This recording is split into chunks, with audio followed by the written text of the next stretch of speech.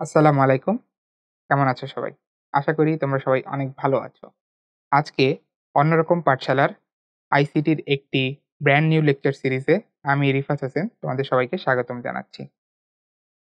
মূলত আমাদের এই লেকচার সিরিজটি হবে আইসিটির অধ্যায় ৩ সংখ্যা পদ্ধতি ও ডিজিটাল ডিভাইসের উপরে।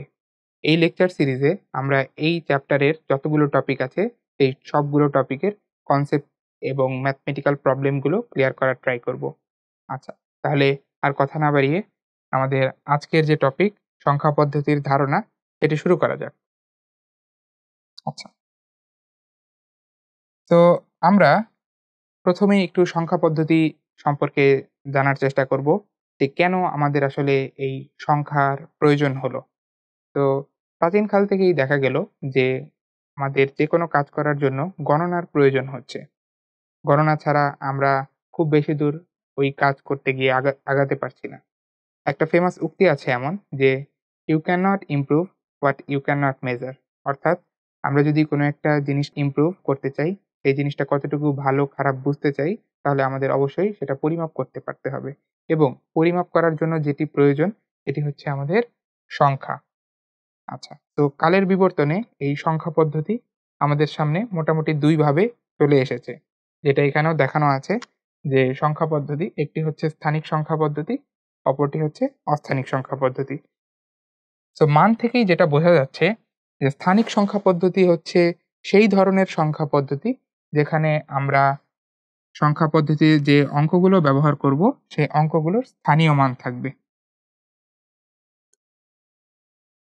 তো এটা হচ্ছে আমাদের স্থানীয় সংখ্যা পদ্ধতির একদম ফান্ডামেন্টাল একটা বৈশিষ্ট্য।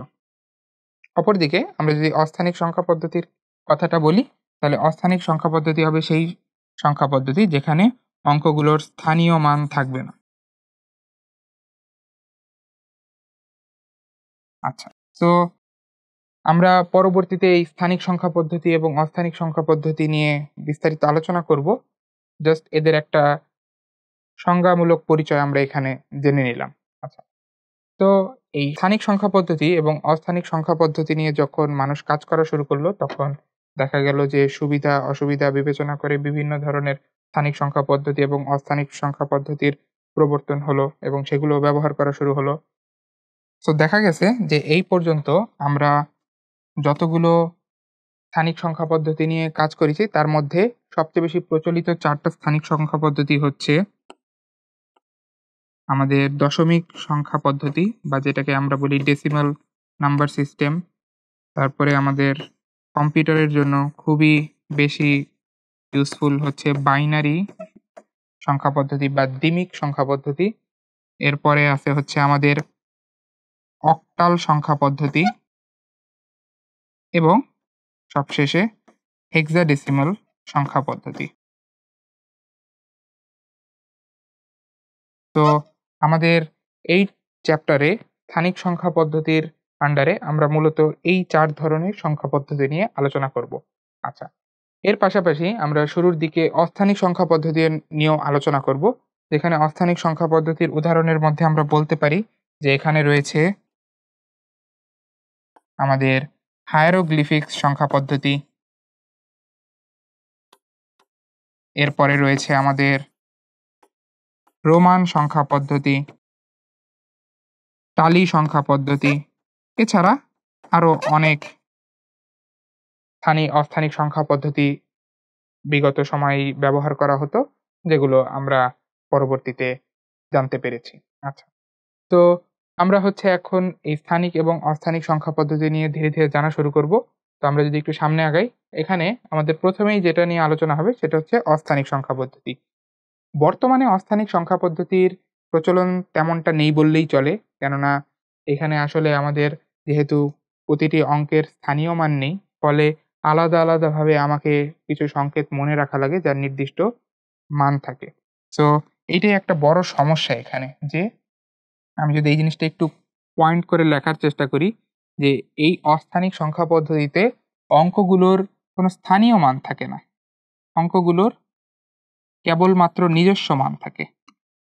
অঙ্কগুলোর কেবলমাত্র নিজস্ব একটা মান থাকে। সে কোথায় বসলো সেটার কোনো মূল্য এখানে থাকে না। আচ্ছা, যেমনটা এইখানে আমাদের একটা চিত্রের মাধ্যমে বোঝানোর চেষ্টা করা হচ্ছে। এখানে যে চিত্রে যে সংকেতগুলো দেয়া আছে, এই সংকেতগুলো হচ্ছে একটা অস্থানিক সংখ্যা পদ্ধতির জন্য এবং সেই অস্থানিক সংখ্যা পদ্ধতিটা হচ্ছে হায়ারোগ্লিফিক সংখ্যা পদ্ধতি। সো আমরা মূলত এখানে হায়ারোগ্লিফিক সংখ্যা পদ্ধতি নিয়ে পড়াশোনা করব। আচ্ছা, তো দেখা যাক হায়ারোগ্লিফিক সংখ্যা পদ্ধতি কিভাবে কাজ করে। তো এখানে দেখা যাচ্ছে যে কিছু সিম্বল এখানে আমরা দেখতে পাচ্ছি। যেমন এই যে একটা লাঠির মতো বা একটা রেখার মতো একটা সিম্বল। তারপরে এইখানে একটা উল্টানো ইউ শেপ আকৃতির একটা সিম্বল আমরা দেখতে পাচ্ছি। এরপর এইখানে একটা সিম্বল দেখতে পাচ্ছি। এরপর এখানে একটা সিম্বল দেখতে পাচ্ছি। এরপর এখানে একটা সিম্বল এবং ফাইনালি এটা একটা ইন্টারেস্টিং সিম্বল, একটা নক এবং এখানে একটা গিটারের মতো একটা সিম্বল। তো আমি যদি একটু গোনার চেষ্টা করি, এখানে আমি যদি মৌলিক সিম্বল বা সংকেতগুলো দেখি তাহলে সেটা আছে মোট ৭ টা। ঠিক আছে? সো এই হায়ারোগ্লিফিক সংখ্যা পদ্ধতির জন্য আমি বলতে পারি যে এখানে আমার যে মৌলিক যে সংকেত বা চিহ্ন বা সিম্বল এটা আছে হচ্ছে টোটাল ৭ টি। তো এই ৭ টি মৌলিক সংকেত দিয়ে আমরা কিভাবে কোনো একটা সংখ্যাকে প্রকাশ করি, যখন আমাদের অঙ্কগুলোর বা এই সংকেতগুলোর কেবলমাত্র নিজস্ব মান আছে, কোনো স্থানীয় মান নেই। তো বিষয়টা খুবই সহজ যে এইখানে ১ যেই সিম্বলটা ইউজ করা হচ্ছে সেটার মান সবসময়ই ১। সে কোথায় বসতেছে তার উপর কিন্তু তার মানের কোনো পরিবর্তন হবে না। যেমন আমরা এই উদাহরণটাই যদি লক্ষ্য করি, এখানে দেখো যে ৩ টা এরকম রেখার মতো সিম্বল আছে। এই ৩ টা সিম্বল যদি আমরা আঁক-পিচ করেও দেই, এর ফলে কিন্তু এর যে মান ৩ এটার কোনো পরিবর্তন হবে না। ঠিক আছে? এর মান যে ৩ এটা ফিক্সড। কেন? কারণ এইখানে ৩ টা এরকম রেখা আছে এবং প্রতিটি রেখার মান ১, ফলে সব মিলিয়ে আমার মান চলে আসতেছে ৩। ঠিক আছে? সো আমাদের এখানে সংখ্যাগুলোর বা সংকেতগুলোর কেবলমাত্র নিজস্ব মান আছে। তো কতটা সংকেত আমরা একটা সংখ্যা প্রকাশে ব্যবহার করছি সেটাই এখানে তাৎপর্যপূর্ণ। ওই সংকেতগুলো কোথায় বসছে তার কোনো তাৎপর্য এখানে নেই। তো আমরা এটা একটা উদাহরণ দিয়ে আরো ভালোভাবে ক্লিয়ার হওয়ার চেষ্টা করি। আচ্ছা, চলো দেখে নেওয়া যাক যে আমরা কিভাবে হায়ারোগ্লিফিক সংখ্যা পদ্ধতিতে একটি সংখ্যাকে প্রকাশ করতে পারি। যেমন এখানে উদাহরণ হিসেবে 276 এই সংখ্যাটি দেয়া আছে। তো আমরা এখন 276 এই সংখ্যাটাকে হায়ারোগ্লিফিক সংখ্যা পদ্ধতির সাহায্যে প্রকাশ করার চেষ্টা করব। ঠিক আছে? তো এখানে অলরেডি আমাদের প্রকাশটা দেখানো আছে, কিন্তু আমি এটা একটু ডিটেইলসে দেখানোর চেষ্টা করব যে কিভাবে ওই প্রকাশটা করা যায়। আচ্ছা, তো আমার হায়ারোগ্লিফিক্স সংখ্যা পদ্ধতিতে যে মৌলিক সংকেতগুলো আছে সেগুলো যদি আমি একটু রিভাইজ করার চেষ্টা করি, যে আমাদের সংকেতগুলো যেগুলো ছিল এবং তাদের যে মানগুলো ছিল সেগুলো আমি একটু এখানে লিখে নিচ্ছি। আমার যে সংকেত এবং তাদের যে মান, এটা আমরা একটু লিখে নেওয়ার চেষ্টা করি। যে আমাদের একটা সংকেত ছিল এরকম একটা রেখার মতো যার মান হচ্ছে 1।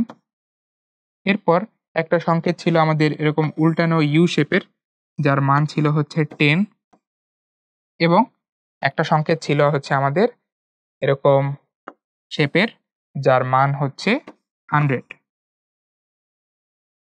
এখন আমরা এই সংকেতগুলো ইউজ করেই হচ্ছে 276 কে প্রকাশ করার চেষ্টা করব।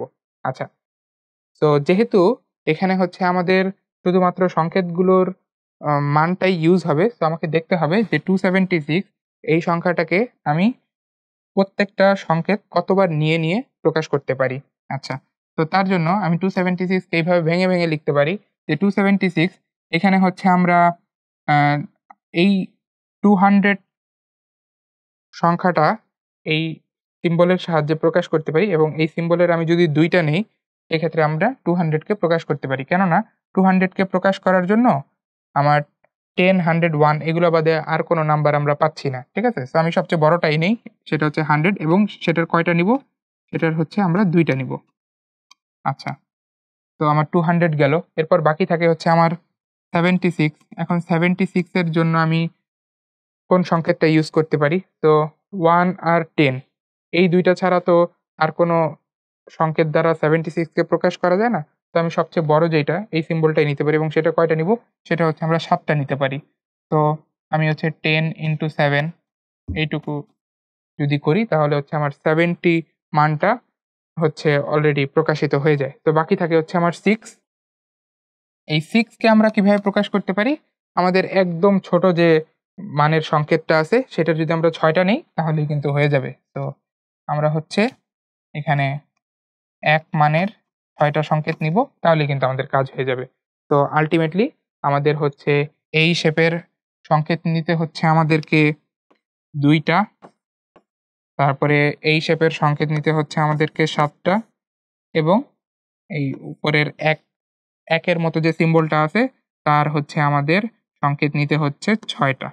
সো এই কাজটাই কিন্তু এখানে করা হয়েছে। আমরা যদি একটু লক্ষ্য করি এখানে হচ্ছে এই সিম্বল হচ্ছে 2 টা নেয়া হয়েছে।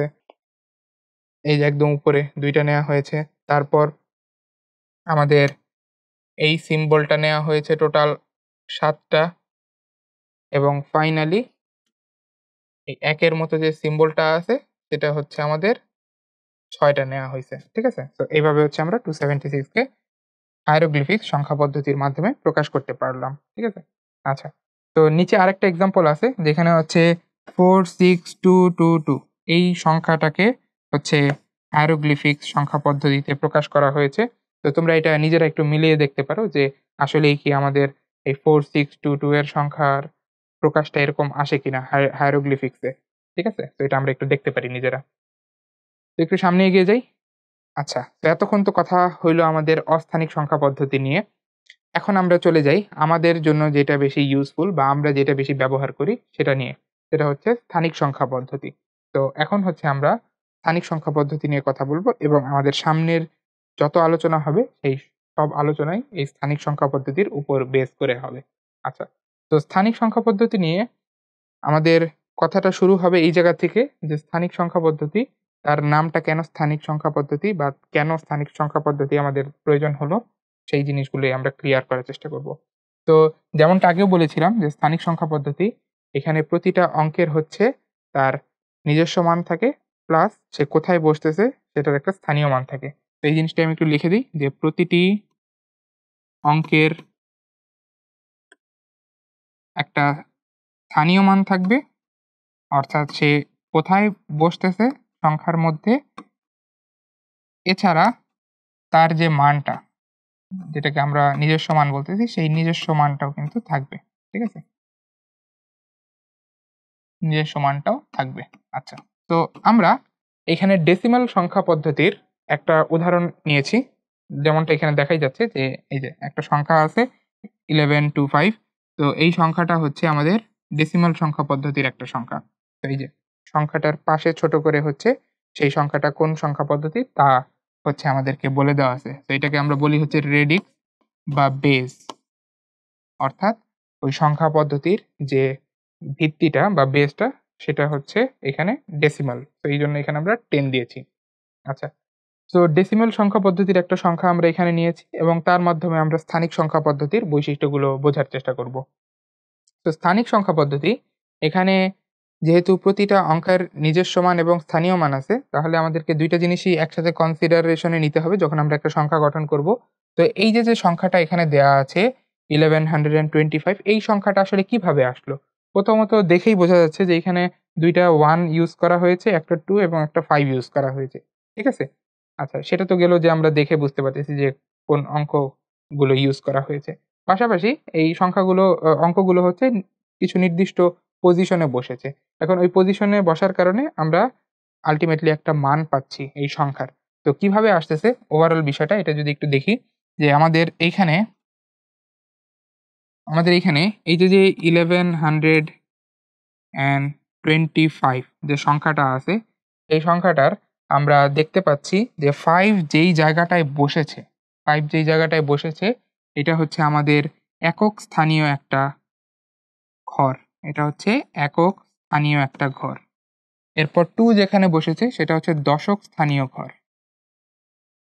তারপরে 1 এটা ফার্স্ট 1 টা যেখানে বসেছে সেটা হচ্ছে শতক স্থানীয় ঘর এবং ফাইনালি লাস্ট 1 টা যেখানে বসেছে সেটা হচ্ছে সহস্র স্থানীয় ঘর। ঠিক আছে? এখন এটা কেন একক, দশক, শতক, সহস্র বলা হচ্ছে?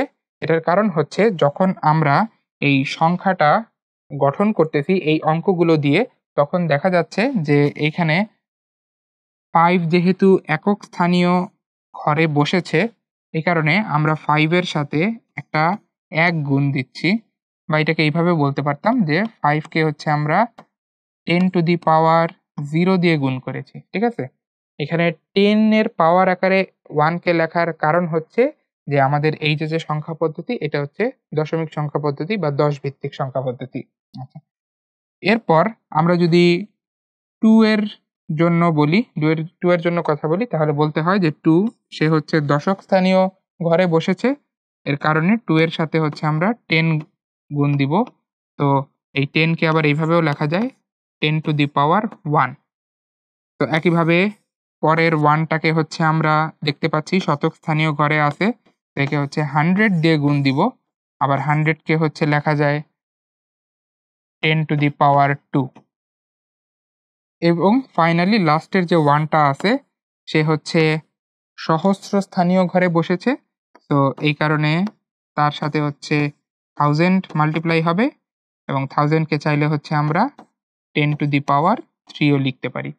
তো সামারি করলে যেটা দাঁড়ায় যে এই 1125 সংখ্যাটা যেভাবে গঠিত হয়েছে সেটা হচ্ছে যে প্রতিটা অঙ্ক একটা স্থানীয় মান দিয়ে গুণ হয়েছে, এবং সর্বোপরি প্রত্যেকটা অঙ্কের স্থানীয় মান সহ গুণফলগুলোকে আমরা যদি যোগ করে ফেলি, তখন আমরা এই যে সংখ্যাটা 1125 সেটা কিন্তু পেয়ে যাই। ঠিক আছে? তো এইভাবে হচ্ছে 1125 সংখ্যাটা আমার হচ্ছে গঠিত হয়েছে। আচ্ছা, তো এইখানে আমরা এই সংখ্যা গঠনের যে প্রক্রিয়া, সেখানে একটা জিনিস অবশ্যই খেয়াল করলাম, সেটা হচ্ছে যে আমার সংখ্যাটা কোথায় আছে সেটার কিন্তু একটা তাৎপর্য এখানে রয়েছে। যেমন এই 1 সে যেহেতু সহস্র স্থানীয় ঘরে রয়েছে, এই কারণে তার সাথে গুণ হলো 1000। আবার এর পাশের যে 1 টা সে যেহেতু শতক স্থানীয় ঘরে আছে, এইজন্য তার সাথে গুণ হলো 100। তো একই 1, অঙ্ক কিন্তু ২ টাই 1, কিন্তু একটা শতক স্থানীয় ঘরে বসেছে, আরেকটা সহস্র স্থানীয় ঘরে বসেছে। এই কারণে এই 1125 সংখ্যায় তাদের যে ভূমিকা, সেই ভূমিকা কিন্তু ভিন্ন। তো আমরা এই যেই লাইনটা শুরুতেই লিখেছিলাম যে প্রতিটি অঙ্কের একটি স্থানীয় মান থাকে, এটা কিন্তু এখান থেকে খুব ভালোভাবেই আমাদের সামনে চলে আসতেছে। ঠিক আছে? আচ্ছা। তো আমরা এইটুকু বুঝে ফেললাম যে স্থানিক সংখ্যা পদ্ধতিতে আমি যে সংখ্যাটা গঠন করব, সেইখানে ওই সংখ্যা পদ্ধতির আমি যেই ভিত্তি নিয়ে কাজ করব, সেই ভিত্তির উপর ডিপেন্ড করে হচ্ছে আমার স্থানীয় মানগুলো হচ্ছে ডিফাইন্ড হবে, এবং স্থানীয় মান যখন ডিফাইন্ড হয়ে যাবে, তখন আমার কোনো একটা সংখ্যা গঠনে অঙ্কগুলোকে তার স্থানীয় মান দিয়ে গুণ করে হচ্ছে যোগ করে ফাইনাল সংখ্যাটা বের করতে হবে। ঠিক আছে? আচ্ছা। তো আমাদের এই 1125 এই সংখ্যাটার প্রত্যেকটা অঙ্কের উপরে এই যে দেখো কিছু ইনডেক্স, বা এটাকে আমরা বলতে পারি যে এটা হচ্ছে ঘাত, এটা হচ্ছে দেয়া আছে। তো এই ঘাতটা আসলে কোথায় ইউজ হচ্ছে? এই যে আমরা যখন স্থানীয় মান হিসাব করছি, তখন কিন্তু এই যে 5 যে একক স্থানীয় ঘরে বসেছে, এইজন্য তার সাথে গুণ হচ্ছে 10 টু দি পাওয়ার 0। আবার 2 হচ্ছে দশক স্থানীয় ঘরে বসেছে, এইজন্য তার সাথে গুণ হচ্ছে 10 টু দি পাওয়ার 1। সো প্রত্যেকটা সংখ্যার উপরে যে ঘাত লেখা আছে, সেটা হচ্ছে তার স্থানীয় মানের ক্যালকুলেশনের সময় 10 এর পাওয়ার এর উপরে চলে যাচ্ছে। ঠিক আছে? আচ্ছা। তো এইভাবে হচ্ছে আমাদের স্থানিক সংখ্যা পদ্ধতিতে সংখ্যাগুলো গঠিত হয়ে থাকে। আচ্ছা। তো মোটামুটি একটা ধারণা আমরা এখান থেকে পেয়েছি যে স্থানিক সংখ্যা পদ্ধতি কিভাবে কাজ করে। তো সামনে হচ্ছে আমরা স্থানিক সংখ্যা পদ্ধতির যে সংখ্যাগুলো আছে, সেগুলোর কিছু সাধারণ বৈশিষ্ট্য নিয়ে আলোচনা করব। যেমন শুরুতেই চলে আসে হচ্ছে আমাদের র‍্যাডিক্স পয়েন্ট। তো র‍্যাডিক্স পয়েন্ট, বা যেটাকে আমরা বাংলায় হচ্ছে দশমিক বিন্দুও বলে থাকি। এই বিন্দুর কাজ কি? এই বিন্দুর যে কাজ, সেটা হচ্ছে যে আমাদের কোনো একটা সংখ্যাকে ২ টা অংশে সে ভাগ করে দেয়। যেমন এখানে একটা সংখ্যা আছে যেটা হচ্ছে দশমিক সংখ্যা পদ্ধতির একটা সংখ্যা 986.24। তো এই দশমিক সংখ্যা এই পুরো সংখ্যাটাকে ২ ভাগে ভাগ করে দিয়েছে। তার বাম পাশে যেই সংখ্যাটা আছে, এটাকে আমরা বলে থাকি পূর্ণ অংশ, এবং দশমিক সংখ্যার ডান পাশে যেই সংখ্যাটা আছে, সেটাকে আমরা বলে থাকি হচ্ছে ভগ্নাংশ। ঠিক আছে? সো এই দশমিক সংখ্যা বা র‍্যাডিক্স পয়েন্ট, এটা হচ্ছে একটা সংখ্যাকে ২ টা অংশে ভাগ করে, একটা হচ্ছে পূর্ণ অংশ এবং আরেকটা হচ্ছে ভগ্নাংশ। আচ্ছা, এখন দেখা যায় যে আমাদের এই স্থানীয় মানের যে বিষয়টা সেটা কিন্তু এই রেডিক্স পয়েন্টের সাপেক্ষে চেঞ্জ হয়। যেমন এইখানে আমরা যদি এই সংখ্যাটার কথাই বিবেচনা করি যে এই 986.24 এইখানে আসলে এই ৬ এর জন্য তার যে ঘাত বা ইনডেক্স সেটা কত হবে? আমরা একটু আগে একটা উদাহরণ দেখে এসেছি। তো সেখানে আমরা দেখেছি যে একদম তোমার পূর্ণ অংশের যে ডানের অঙ্কটা থাকে তার যে ঘাত সেটা হয় হচ্ছে 0। এরপর যত আমরা বামে যেতে থাকি ঘাত ১ করে বাড়তে থাকে। তাই না? তো আমাদের এখানে 6 এর জন্য তার ঘাতটা হবে 0, 8 এর জন্য 1, 9 এর জন্য 2। তো এখানে যে প্যাটার্নটা আমরা ফলো করতে পারছি সেটা হচ্ছে এরকম যে আমার এই পূর্ণ অংশের জন্য তার যে ঘাতটা বা ইনডেক্সটা সেটা হচ্ছে ডানের যে অঙ্ক সেটার জন্য হয় 0, এরপর সেটা ১, ১ করে বাড়তে থাকে। এটা ১, ১ করে বাড়তে থাকে। আচ্ছা। তাহলে এটাই যদি আমাদের প্যাটার্নটা হয়, তাহলে বলো তো আমাদের যে ভগ্নাংশ আছে, সেই ভগ্নাংশের জন্য যে সূচকগুলো হবে, সেই সূচকগুলোর মান কিরকম হওয়া উচিত? সো আমরা নিশ্চয়ই বুঝতে পারতেছি যেহেতু আমাদের এই দশমিক সংখ্যার যে বাম পাশের যে পার্টটা অর্থাৎ পূর্ণ অংশ সেটার সূচকটা শুরু হচ্ছে 0 থেকে এবং আস্তে, আস্তে ১ করে বাড়তেছে। তাহলে আমরা যদি ডান পাশে যাই তাহলে সেটা কি হবে? ১, ১ করে কমতে থাকবে। ঠিক আছে? তো এখানে আমাদের আসা উচিত -1, এখানে আসা উচিত -2। ঠিক আছে? তো এইবার কিন্তু আমাদের সেই প্যাটার্নটা ফলো হচ্ছে। তো দেখো তুমি বা যত হচ্ছে বাম দিকে যাবা সেই ভ্যালুগুলো হচ্ছে ১, ১ করে কি হবে? বাড়বে। এই যে আমাদের ভ্যালুগুলো ১, ১ করে বাড়তেছে। তো প্যাটার্নটা কিন্তু ফলো হচ্ছে। তো আমরা এভাবে বলতে পারি যে দশমিক সংখ্যার ডান পাশে যেই অঙ্কগুলো থাকে তাদের স্থানীয় মানগুলো হচ্ছে ঋণাত্মকে হয়।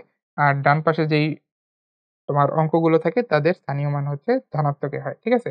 তো আমাদের এই 986.24 এই সংখ্যাটার জন্য আমাদের যে স্থানীয় মানে প্রকাশ সেটা অনেকটা এরকম হবে যে আমাদের এই সংখ্যাটা এরকম হবে অনেকটা যে 9 সেটা হচ্ছে শতক স্থানীয় ঘরে আছে। তো এর সাথে গুণ হবে হচ্ছে 10 টু দি পাওয়ার 2 বা 100। এরপর 8 সে হচ্ছে দশক স্থানীয় ঘরে আছে। এজন্য তার সাথে গুণ হবে 10 টু দি পাওয়ার 1। এরপর 6 সে হচ্ছে একক স্থানীয় ঘরে আছে। এজন্য তার সাথে গুণ হবে 10 টু দি পাওয়ার 0 বা 1। এবং ভগ্নাংশের জন্য আমরা যদি হিসাব নিকাশটা করি তাহলে 2 সে হচ্ছে দশমিকের ঠিক ডানে আছে। তো এর জন্য হচ্ছে আমাদের ১০ এর যে পাওয়ার সেটা হবে -1। আর 4 এর জন্য একইভাবে আমরা যদি হিসাব করি তাহলে 4 এর সাথে গুণ হবে হচ্ছে 10 টু দি পাওয়ার -2। ঠিক আছে? তো এই জিনিসটা আমাদের যোগ করলেই কিন্তু 986.24 চলে আসে। তো আমরা এইখানে যে জিনিসটা বুঝতে পারলাম যে রেডিক্স পয়েন্ট এটা হচ্ছে 2 ভাগে ভাগ করে ফেলা একটা সংখ্যাকে পূর্ণাংশ এবং ভগ্নাংশ। আর পূর্ণ অংশের জন্য সূচকগুলো হচ্ছে 0 থেকে ১, ১ করে বাড়তে থাকে। আর ভগ্নাংশের জন্য সূচকগুলো হচ্ছে -1 থেকে শুরু করে ১, ১ করে কমতে থাকে। ঠিক আছে? তো এই হচ্ছে আমাদের রেডিক্স পয়েন্টের বৈশিষ্ট্য। এরপর যদি আমরা একটু সামনে যাই, এখানে দেখতে পাচ্ছি এমএসডি অ্যান্ড এলএসডি নামে হচ্ছে আমাদের টপিকটা দেয়া আছে।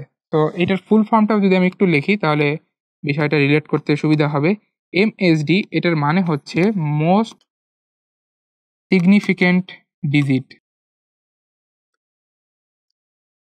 অর্থাৎ এর বাংলা করলে দাঁড়ায় হচ্ছে সর্বোচ্চ তাৎপর্যপূর্ণ সংখ্যা। ঠিক আছে? আর এলএসডি এর যদি আমি ফুল ফর্মটা লিখি তাহলে সেটা হবে হচ্ছে লিস্ট সিগনিফিক্যান্ট ডিজিট। অর্থাৎ বাংলা করলে দাঁড়ায় হচ্ছে যে সর্বনিম্ন তাৎপর্যপূর্ণ সংখ্যা। তো আমরা একটা এক্সাম্পল নিয়ে যদি বিষয়টা বোঝার চেষ্টা করি, ধরা যাক আমাদের একটা সংখ্যা আছে এরকম 3232। আচ্ছা, তো এইটা একটা ৪ অঙ্ক বিশিষ্ট সংখ্যা এবং একটা দশমিক সংখ্যা। তো এইখানে আমরা দেখতে পাচ্ছি যে আমাদের ২ টা ৩ এবং ২ টা ২ নিয়ে হচ্ছে আমাদের এই সংখ্যাটা গঠিত হয়েছে। আচ্ছা, এখন প্রশ্ন হচ্ছে যে এইখানে আমাদের প্রত্যেকটা ২ এর ভ্যালু কি আসলে সেম এই সংখ্যা গঠনে? এই যে এই ২ আর এই ২ এর ভ্যালু কি সেম?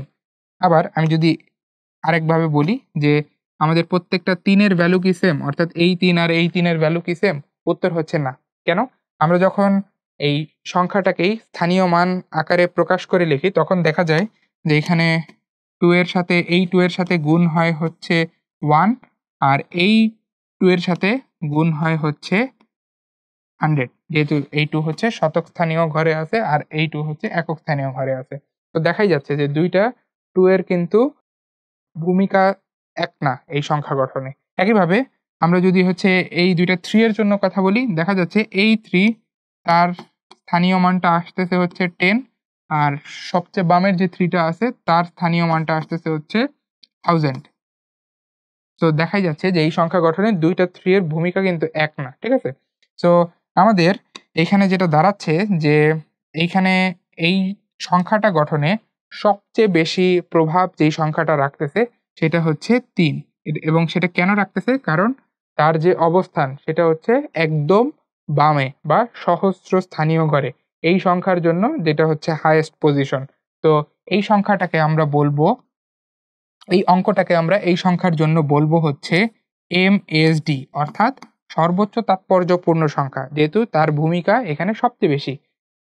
এবং বিপরীতভাবে এই যে সবচেয়ে ডানের যে অঙ্কটা আছে, সে যেহেতু একক স্থানীয় ঘরে বসেছে এবং তার ভূমিকা এই সংখ্যা গঠনে সবচেয়ে কম। তো আমরা এই অঙ্কটাকে আমরা বলবো এই সংখ্যার জন্য LSD, অর্থাৎ সর্বনিম্ন তাৎপর্যপূর্ণ সংখ্যা। তো আমরা যখন কোনো একটা সংখ্যা গঠন করব, আমাদের সবচেয়ে বামের সংখ্যাটা থাকবে হচ্ছে MSD এবং সবচেয়ে ডানের সংখ্যাটা থাকবে হচ্ছে LSD। ঠিক আছে? তো এইটা স্থানিক সংখ্যা পদ্ধতির জন্য একটা গুরুত্বপূর্ণ বৈশিষ্ট্য। এই সবগুলো ব্যাপারই কিন্তু আল্টিমেটলি হচ্ছে এই স্থানীয় মান থাকার কারণে। ঠিক আছে? আচ্ছা, তো একটা জিনিস আমরা এখান থেকে দেখে নিলাম। আচ্ছা, নেক্সটে আমরা যেটা চলে যাব সেটা হচ্ছে বেস। আমরা এতক্ষণ ধরে হচ্ছে দশমিক সংখ্যা পদ্ধতি নিয়ে কথাবার্তা বলছি। কিন্তু দশমিক সংখ্যা পদ্ধতি ব্যতীত অন্যান্য সংখ্যা পদ্ধতি আছে। যেটা হচ্ছে এখানে দেখানো হচ্ছে। দেখো আমরা এখানে 4 ধরনের সংখ্যা পদ্ধতি উল্লেখ করেছি এই বক্সে এবং প্রত্যেকটা সংখ্যা পদ্ধতির জন্য ব্যবহৃত চিহ্ন, বেজ এবং একটা উদাহরণ দেয়া আছে এখানে। যেমন আমরা এতক্ষণ ধরে হচ্ছে দশমিক সংখ্যা পদ্ধতি নিয়ে কথাবার্তা বলেছি, যেখানে হচ্ছে টোটাল মৌলিক সংখ্যা আছে হচ্ছে 0 থেকে 9 পর্যন্ত। অর্থাৎ হাতে গুনলে আমার হয় হচ্ছে 10 টা। এইজন্যই কিন্তু এর বেজ হচ্ছে 10। আচ্ছা, এছাড়াও আমাদের অন্যান্য কাজের সুবিধার জন্য আমরা কিন্তু বাইনারি, অক্টাল এবং হেক্সাডেসিমাল এই সংখ্যা পদ্ধতিগুলোও ব্যবহার করি। যেমন বাইনারিতে হচ্ছে আমাদের 2 টা চিহ্ন ব্যবহার করা হয়, অক্টালে 8 টা, হেক্সাডেসিমালে হচ্ছে 16 টা। ঠিক আছে? তো এখানে আমাদের যতগুলো সংখ্যা হচ্ছে একটা সংখ্যা পদ্ধতিতে ব্যবহৃত হয়, তার দ্বারাই হচ্ছে ওই সংখ্যা পদ্ধতির বেস বা ভিত্তি নির্ধারিত হয়। ঠিক আছে? তো আমরা হচ্ছে এই 4 টা সংখ্যা পদ্ধতি নিয়েই সামনে ডিটেইলসে আলোচনা করতে যাচ্ছি। আচ্ছা।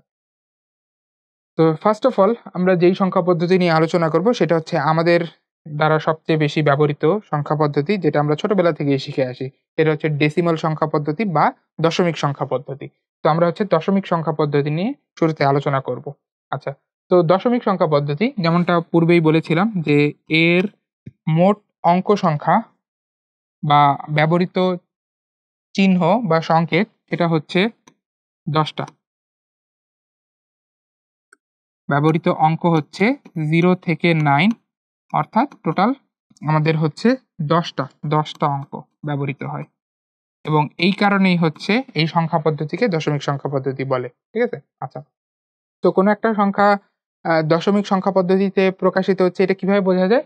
যে প্রথমত এখানে হচ্ছে 0 থেকে 9 এই 10 টা অঙ্কের মধ্যেই হচ্ছে অঙ্কগুলো থাকে সংখ্যায়। এর পাশাপাশি আমি যখন একটা দশমিক সংখ্যা পদ্ধতির সংখ্যা লিখব, লেটস সে 23, এটা একটা দশমিক সংখ্যা পদ্ধতির সংখ্যা। তো এটা কিন্তু অন্য সংখ্যা পদ্ধতি যেগুলো আছে যেমন অক্টাল, হেক্সাডেসিমাল তার মধ্যেও পড়তে পারে। ঠিক আছে? তো আমি কিভাবে বুঝবো যে এটা হচ্ছে দশমিক সংখ্যা পদ্ধতির একটা সংখ্যা? তো সেটা বোঝার জন্য আমরা যেটা করি যে এই সংখ্যা তার 2 পাশে 2 টা ব্র্যাকেট দিয়ে ডান পাশে হচ্ছে ছোট্ট করে আমরা ওই সংখ্যা পদ্ধতির ভিত্তিটা লিখে দিই। যেমন এখানে হচ্ছে আমি 10 লিখে দিয়েছি, তার মানে এটা দেখেই বোঝা যাচ্ছে এটা হচ্ছে দশমিক সংখ্যা পদ্ধতির একটা সংখ্যা। ঠিক আছে? তো এটা হচ্ছে দশমিক সংখ্যা পদ্ধতির প্রকাশটা আমাদের গেল। আচ্ছা, এখন দশমিক সংখ্যা পদ্ধতির যে সংখ্যাগুলো সেটা কিভাবে গঠিত হয়, ঠিক আছে? প্যাটার্নটা কি? এটা আমরা একটু বোঝার চেষ্টা করি। ছোটবেলা থেকে তো আমরা শিখে এসেছি যে সংখ্যাগুলো হচ্ছে 0 থেকে শুরু করে 9 পর্যন্ত হয়। এটা হচ্ছে একদম মৌলিক 10 টা সংখ্যা। এরপরে হচ্ছে ৯ এর পরে ১০, ১১, ১২, ১৩ এটা হচ্ছে আমরা ছোটবেলা থেকে এভাবে মুখস্থ করে এসেছি। সো আমাদের মাথায় সেট হয়ে গেছে। কিন্তু কখনো কি আমরা ভেবে দেখেছি যে এই যে 9 এর পরে 10 কেন আসতেছে? তো 10 এর পরে 11 কিভাবে আসতেছে? অর্থাৎ এখানে কোন প্যাটার্নটা ফলো করে সংখ্যাগুলো একটার পর একটা আসতেছে।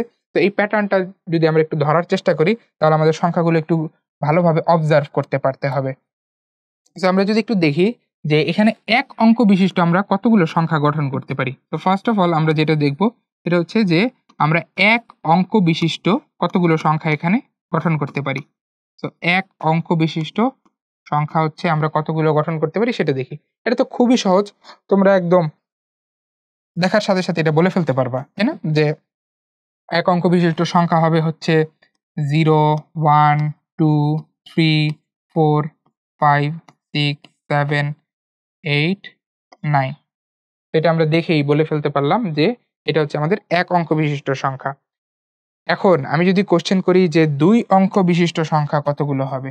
ঠিক আছে? আমার নেক্সট কোয়েশ্চেন হচ্ছে যে আমাদের এখানে 2 অঙ্ক বিশিষ্ট সংখ্যা কতগুলো? 2 অঙ্ক বিশিষ্ট সংখ্যা। তো এইবার কিন্তু তোমার কাজ একটু বেড়ে গেল, তাই না? কারণ এবার হচ্ছে অনেকগুলো কম্বিনেশন আমাদের সামনে চলে আসবে। ঠিক আছে? যে 2 অঙ্ক বিশিষ্ট কতগুলো সংখ্যা আমরা এখানে গঠন করতে পারছি। আচ্ছা। তো এখানে আমাদের যে প্যাটার্নটা ধরতে হবে সেটা হচ্ছে এরকম যে আমাদের 2 অঙ্ক বিশিষ্ট সংখ্যা অর্থাৎ 2 টা ঘর আছে আমাদের সংখ্যা গঠনের জন্য। তো আমরা ওই 2 টা ঘর কতভাবে পূরণ করতে পারি। ঠিক আছে? তো আমরা যদি 9 এর পরের সংখ্যা কত হবে সেটা জানার চেষ্টা করি ফার্স্ট অফ অল, তাহলে আমাদের কি দেখতে হবে? দেখো, আমরা যদি এই 1 অঙ্ক বিশিষ্ট সংখ্যা এইটাকে 2 অঙ্ক বিশিষ্ট সংখ্যা হিসাবে চিন্তা করতে চাই, তাহলে সেটা কিভাবে চিন্তা করতে পারি? আমরা এইভাবে চিন্তা করতে পারি যে ভাইয়া এখানে হচ্ছে 0 থেকে 9 এই সবগুলো সংখ্যার বামে একটা করে 0 ছিল। এই যে একটা করে 0 ছিল। তো বামে 0 লিখলে তো ওইটার আর কোনো ভ্যালু থাকে না। তো আমি চাইলে এইভাবে লিখতে পারি। তো এটা লেখার কারণটা কি? এটা লেখার কারণ হচ্ছে যে এখন এখান থেকে আমি একটা প্যাটার্ন ফর্ম করার চেষ্টা করব যে দেখো, আমি আসলে এই যে ১০ টা সংখ্যা লিখেছি, এটা আসলে কিভাবে লিখেছি? এটা আসলে ২ অঙ্ক বিশিষ্টই সংখ্যা যেখানে শুরুর অঙ্কটা হচ্ছে 0 এবং শুরুর অঙ্কটা আমি ফিক্স রাখছি এই ১০ টা সংখ্যার জন্য। পরবর্তী অঙ্কগুলো হচ্ছে এই যে এখানে যে মৌলিক সংখ্যা আছে 0 থেকে 9 সেগুলো একটা, একটা করে বসাইছি। তাই না? এটা আমি বলতে পারি। তাহলে আমি যদি এই প্যাটার্নটাই ইউজ করার চেষ্টা করি পরবর্তী সংখ্যাটা বোঝার জন্য যে ৯ এর পরে কত আসবে, তাহলে কিন্তু এটা আমি ইজিলি বের করে ফেলতে পারবো যে আমার এইখানে যেহেতু শুরুর অঙ্কটা আমি ফিক্স রাখছি এবং সেটা হচ্ছে 0 দিয়ে শুরু করছি, তাহলে আমি এই তোমার হচ্ছে চক্রের এই চক্রের পরবর্তী চক্রের যদি ফার্স্ট সংখ্যাটা জানতে চাই তাহলে আমাকে এই যে ফার্স্ট যে ঘরটা আছে এটা হচ্ছে এইখানে আমি যেটা ইউজ করছি 0 তার পরের যে অঙ্ক তার মানের দিক থেকে তার পরের যে অঙ্কটা সেটা ইউজ করে তারপরে হচ্ছে পরবর্তী 10 টা অঙ্ক হচ্ছে আমাকে বানাতে হবে। এর অর্থ হচ্ছে যে এইবার হচ্ছে আমি ফার্স্ট ঘরে 0 কে না বরং 0 র চেয়ে 1 বেশি। সেটা কি? সেটা হচ্ছে 1, 1 কে স্থির রাখবো। ঠিক আছে? সো এবার হচ্ছে আমি 1 কে স্থির রাখবো কয়টা সংখ্যার জন্য? 10 টা সংখ্যার জন্য। এবং এর পরবর্তী যে ঘরটা আছে সেই ঘরে হচ্ছে আমি এই মৌলিক অঙ্ক যেই কয়েকটা আছে সেগুলো হচ্ছে পর্যায়ক্রমে বসাতে থাকবো। বা এভাবে বলতে পারি আমি যে আমি 1 অঙ্ক বিশিষ্ট যে সংখ্যাগুলো পেয়েছিলাম সেইগুলো হচ্ছে এখানে পর্যায়ক্রমে বসাতে থাকবো। ঠিক আছে? তো 1 অঙ্ক বিশিষ্ট সংখ্যা আমি পেয়েছিলাম এরকম 0, 1, 2, 3, 4, 5, 6, 7, 8, 9। তো আমি কিন্তু এই যে 10 টা অঙ্ক পেয়ে গেলাম। এবং এখান থেকে আমি এটাও পেয়ে গেলাম যে ৯ এর পরের যে সংখ্যাটা সেটা হচ্ছে ১০। ঠিক আছে? তো এটা কিভাবে আসতেছে? এটা আসতেছে হচ্ছে যে এইখানে 0 র একটা চক্র সেটা শেষ হয়ে গেছে। সেটা শেষ হওয়ার পর 1 এর একটা চক্র শুরু হয়ে গেছে। ঠিক আছে? 1 এর একটা চক্র শুরু হয়ে গেছে। এই যে 0 র একটা চক্র, এটাকে আমরা বলতে পারি 0 এর চক্র। এটা যখনই শেষ হয়ে গেছে তখনই 1 এর একটা চক্র শুরু হয়ে গেছে। ঠিক আছে? তো এটা হচ্ছে 1 এর চক্র। এবং সেখান থেকে হচ্ছে আমরা এই যে পরবর্তী ১০ টা অঙ্ক হচ্ছে এই যে 0 থেকে ৯ এর পরের ১০ টা অঙ্ক হচ্ছে এখান থেকে পাচ্ছি। তো এখন আমি যদি কোয়েশ্চেন করি যে এই যে ১৯ এর পরের ১০ টা সংখ্যা কি হবে? আশা করি তোমরা প্যাটার্নটা ধরতে পারছো এবং পরের ১০ টা অঙ্ক ঠিকই ফর্ম করতে পারবে। সেটা কি? যে সেটা হচ্ছে যে পরের ১০ টা অঙ্কের জন্য হচ্ছে আমার এই ২ অঙ্কের যে বামের অঙ্কটা সেটা ২ দিয়ে শুরু হবে এবং পরবর্তীতে হচ্ছে 0, 1, 2, 3, 4, 5, 6, 7, 8, 9 এগুলো পর্যায়ক্রমে বসতে থাকবে। তাহলে আমি হচ্ছে পরের ১০টা অঙ্ক হচ্ছে পেয়ে যাব। তো এইভাবে হচ্ছে আমি ওটাকে বলতে পারি ২ এর চক্র। তো এই জিনিসটাই হচ্ছে আমাদের এখানে ফিগারে দেখানো আছে যে দেখো, আমরা যেটাকে 0 এর চক্র বলতেছি সেটা হচ্ছে এখানে আমরা এই যে একদম আমাদের যে এই চক্রাকার যে গতিপথ, সেই গতিপথের স্টার্টিং পয়েন্ট হিসেবে চিন্তা করতে পারি। তো এই যে আমাদের 0 এর চক্রটা হচ্ছে এখান থেকে শুরু হইছে এবং এটা হচ্ছে 9 পর্যন্ত চলছে। ঠিক আছে? সো এই যে এখান থেকে শুরু হইছে এবং এই পর্যন্ত যেটা চলছে এটা হচ্ছে আমাদের 0 এর চক্র। তো এখান থেকে আমরা যেটা পেয়েছি সেটা হচ্ছে যে আমরা যদি ২ অঙ্ক বিশিষ্ট সংখ্যা চিন্তা করি, ঠিক আছে? তাহলে 0 এর চক্রের মাধ্যমে আমরা ১০ টা হচ্ছে সংখ্যা এখান থেকে পাচ্ছি। এরপর আমরা যেটা দেখতেছিলাম সেটা হচ্ছে যে 1 এর চক্রের মাধ্যমে কয়টা সংখ্যা পাবো? সেটা হচ্ছে যে এভাবে চলতে এক মোমেন্টে এটা হচ্ছে 19 পর্যন্ত আসবে। তো আমরা হচ্ছে 1 এর চক্রের জন্য এরকম পরবর্তীতে আরো ১০ টা সংখ্যা এখান থেকে পাবো। তো এইভাবে আমাদের হচ্ছে চক্রটা যদি চলতে থাকে তাহলে হচ্ছে আমরা পরবর্তীতে ২ এর চক্রের জন্য আরো ১০ টা সংখ্যা পাবো, ৩ এর চক্রের জন্য আরো ১০ টা সংখ্যা পাবো। এভাবে চলতে হচ্ছে আমাদের সংখ্যাগুলো আস্তে ডেভেলপ করতে থাকবে। তো আমাদের এখান থেকে যে প্যাটার্নটা বুঝতে হবে বা যেই জিনিসটা আমাদের এখান থেকে মাথায় নিতে হবে সেটা হচ্ছে যে আমাদের এই দশমিক সংখ্যা পদ্ধতিতে যে সংখ্যাগুলো আসতেছে সেগুলো হচ্ছে অনেকটা এভাবে আসতেছে যে ১ম এ হচ্ছে আমার যদি আমি এক অঙ্ক বিশিষ্ট সংখ্যা চিন্তা করি তাহলে সেটা হচ্ছে আমাদের 0 থেকে 9 পর্যন্ত অর্থাৎ মৌলিক সংখ্যাগুলো দিয়ে গঠিত সংখ্যা। সেটা হচ্ছে টোটাল ১০ টা।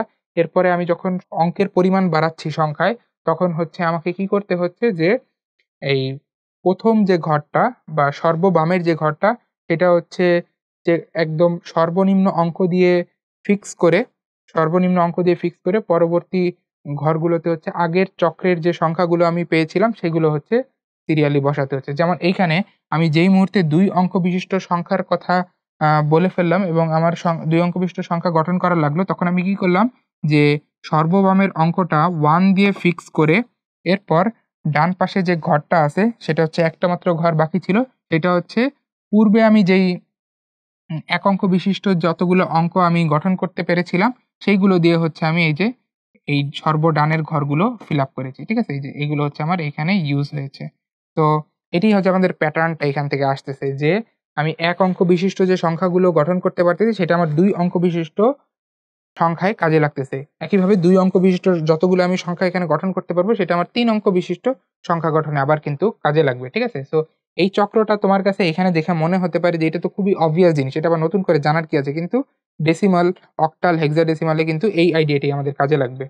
আচ্ছা, তো এইখানে আমাদের এই পুরো বিষয়টাই হচ্ছে সামারি আকারে করার জন্য আছে যে আমরা হচ্ছে দশমিক সংখ্যা পদ্ধতিতে যদি সংখ্যাগুলো হচ্ছে শুরু থেকে লেখার চেষ্টা করতাম তাহলে সেটা কিভাবে যেত? আমি যদি চক্র আকারে লেখার চেষ্টা করতাম যে আমাদের হচ্ছে ধরা যাক যে আমি হচ্ছে 0 থেকে ১০০ পর্যন্ত সংখ্যাগুলো লিখবো। তাহলে সেটা কিভাবে লিখতাম? যে আমি হচ্ছে ১ম এ সংখ্যাটা হচ্ছে ০ এভাবে লিখতে পারতাম। এর পরের সংখ্যাটা হচ্ছে ০১। তো এইভাবে করতে হচ্ছে আমরা একদম শেষ সংখ্যাটা 0 এর চক্রের জন্য লিখে ফেলতে পারতাম হচ্ছে 09। ঠিক আছে? এর পরের যে চক্র 1 এর চক্র সেটার জন্য আমরা লিখতে পারতাম হচ্ছে সর্ববামের অঙ্কটা 1 রেখে তারপরে হচ্ছে সর্বডানের যে অঙ্কগুলো আছে সেগুলো এক করে বাড়িয়ে হচ্ছে আমরা এভাবে লিখতে পারতাম যে এইভাবে করতে আমার একদম লাস্ট সংখ্যাটা দাঁড়াতো হচ্ছে 19। ঠিক আছে? তো এটা হচ্ছে আমাদের 0 এর চক্র। এরপর এটা হচ্ছে আমাদের 1 এর চক্র এবং এভাবে 2, 3, 4, 5, 6, 7, 8 পর্যন্ত গিয়ে ফাইনালি 9 এর যে চক্রটা সেটা দেখতে হতো এরকম যে 9 সর্ববামে আছে এবং তার পাশের অঙ্কটা এক করে বাড়তেছে। তো এরকম করতে আমাদের 99 এ গিয়ে হচ্ছে ২ অঙ্ক বিশিষ্ট সংখ্যার যে প্যাটার্ন সেটা শেষ হয়ে যাইত। ঠিক আছে? সো আমাদের শুরু হয়েছিল ০ থেকে বা যেটাকে আমরা 0 ও বলতে পারি এবং শেষ হয়ে গেল হচ্ছে 99 এ গিয়ে। ঠিক আছে? সো ইন টোটাল আমাদের এইখানে অঙ্ক আছে হচ্ছে মোট সংখ্যা আছে হচ্ছে আমাদের ১০০ টা। মোট সংখ্যা হচ্ছে আমাদের এখানে ১০০ টা, 100। ঠিক আছে? তো এটা কার জন্য? এটা হচ্ছে ২ অঙ্ক বিশিষ্ট সংখ্যার জন্য। তো আমাদের এখানে ১০০ টা সংখ্যা হচ্ছে ২ অঙ্ক বিশিষ্ট। তো ২ অঙ্ক বিশিষ্ট আমাদের হচ্ছে ১০০ টা সংখ্যা এখানে আছে। ঠিক আছে? তো এই 100টাকে আমরা একটু চাইলে জেনারেলাইজ করে লিখতে পারতাম। সেটা হচ্ছে এরকম যে এই 100 হচ্ছে আমাদের 10 এর উপরে পাওয়ার 2, ঠিক আছে? 10 এর উপরে পাওয়ার 2। তো আমাদের যদি কখনো এরকম বলে যে n সংখ্যক অঙ্ক দিয়ে আমরা হচ্ছে টোটাল কতটা হচ্ছে সংখ্যা গঠন করতে পারবো? তো উত্তরটা হবে এরকম যে n সংখ্যক অঙ্ক দিয়ে গঠিত সংখ্যা, এবং সেটা হচ্ছে দশমিক পদ্ধতিতে। সেটা হচ্ছে 10 টু দি পাওয়ার n, ঠিক আছে? 10 টু দি পাওয়ার n। যেমন এখানে হচ্ছে আমরা 2 অঙ্ক বিশিষ্ট হচ্ছে 100টা সংখ্যা পাচ্ছি। তো আমাদের যদি n সংখ্যক অঙ্ক দিয়ে সংখ্যা গঠন করতে বলতো তখন সেটা হইতো 10 টু দি পাওয়ার n। এবং সংখ্যাগুলো কি হইতো? সংখ্যাগুলো হইতো হচ্ছে আমার এরকম যে সংখ্যাগুলো হচ্ছে 0 থেকে শুরু হইতো। আমরা যেকোনো সংখ্যাকেই ওই যে 0 এর চক্র হিসাবে যদি চিন্তা করি তাহলে 0 থেকে শুরু করতে পারি। তো 0 থেকে আমার সংখ্যাটা হইতো হচ্ছে 10 টু দি পাওয়ার n-1 এই পর্যন্ত, ঠিক আছে? যেমন এখানে হচ্ছে 0 থেকে শুরু করে 99, বা এই 99 কে আমরা বলতে পারি এটা হচ্ছে 100-1 বা 10 টু দি পাওয়ার 2-1। তো একইভাবে আমাদের যদি এখানে 2 অঙ্ক না বলে n সংখ্যক অঙ্ক দিয়ে হচ্ছে সংখ্যাগুলো গঠন করতে বলতো তখন আমাদের সংখ্যাগুলো হতো 0 থেকে 10 টু দি পাওয়ার n-1 পর্যন্ত, ঠিক আছে? তো এটা হচ্ছে আমাদের দশমিক সংখ্যা পদ্ধতির জন্য সংখ্যাগুলো যে প্যাটার্নে ফর্ম করে সেই প্যাটার্নটা, ঠিক আছে? আচ্ছা। তো আমরা আশা করি বুঝতে পারছি যে 9 এর পরে কেন 10, অন্য কিছু কেন আসে না?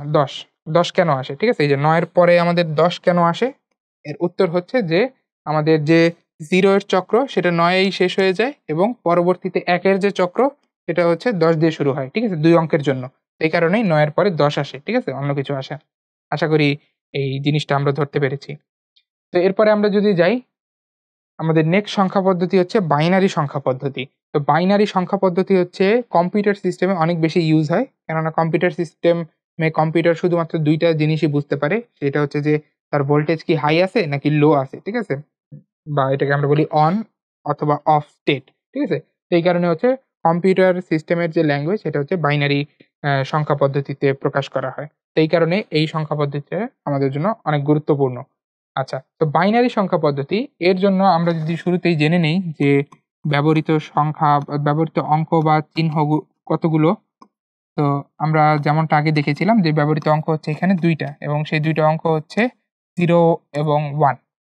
এই 0 আর 1 কে বাইনারি সংখ্যা পদ্ধতির জন্য বিটও বলা হয়। যেটার ইংলিশ ফুল ফর্ম হচ্ছে বাইনারি ডিজিট। ঠিক আছে?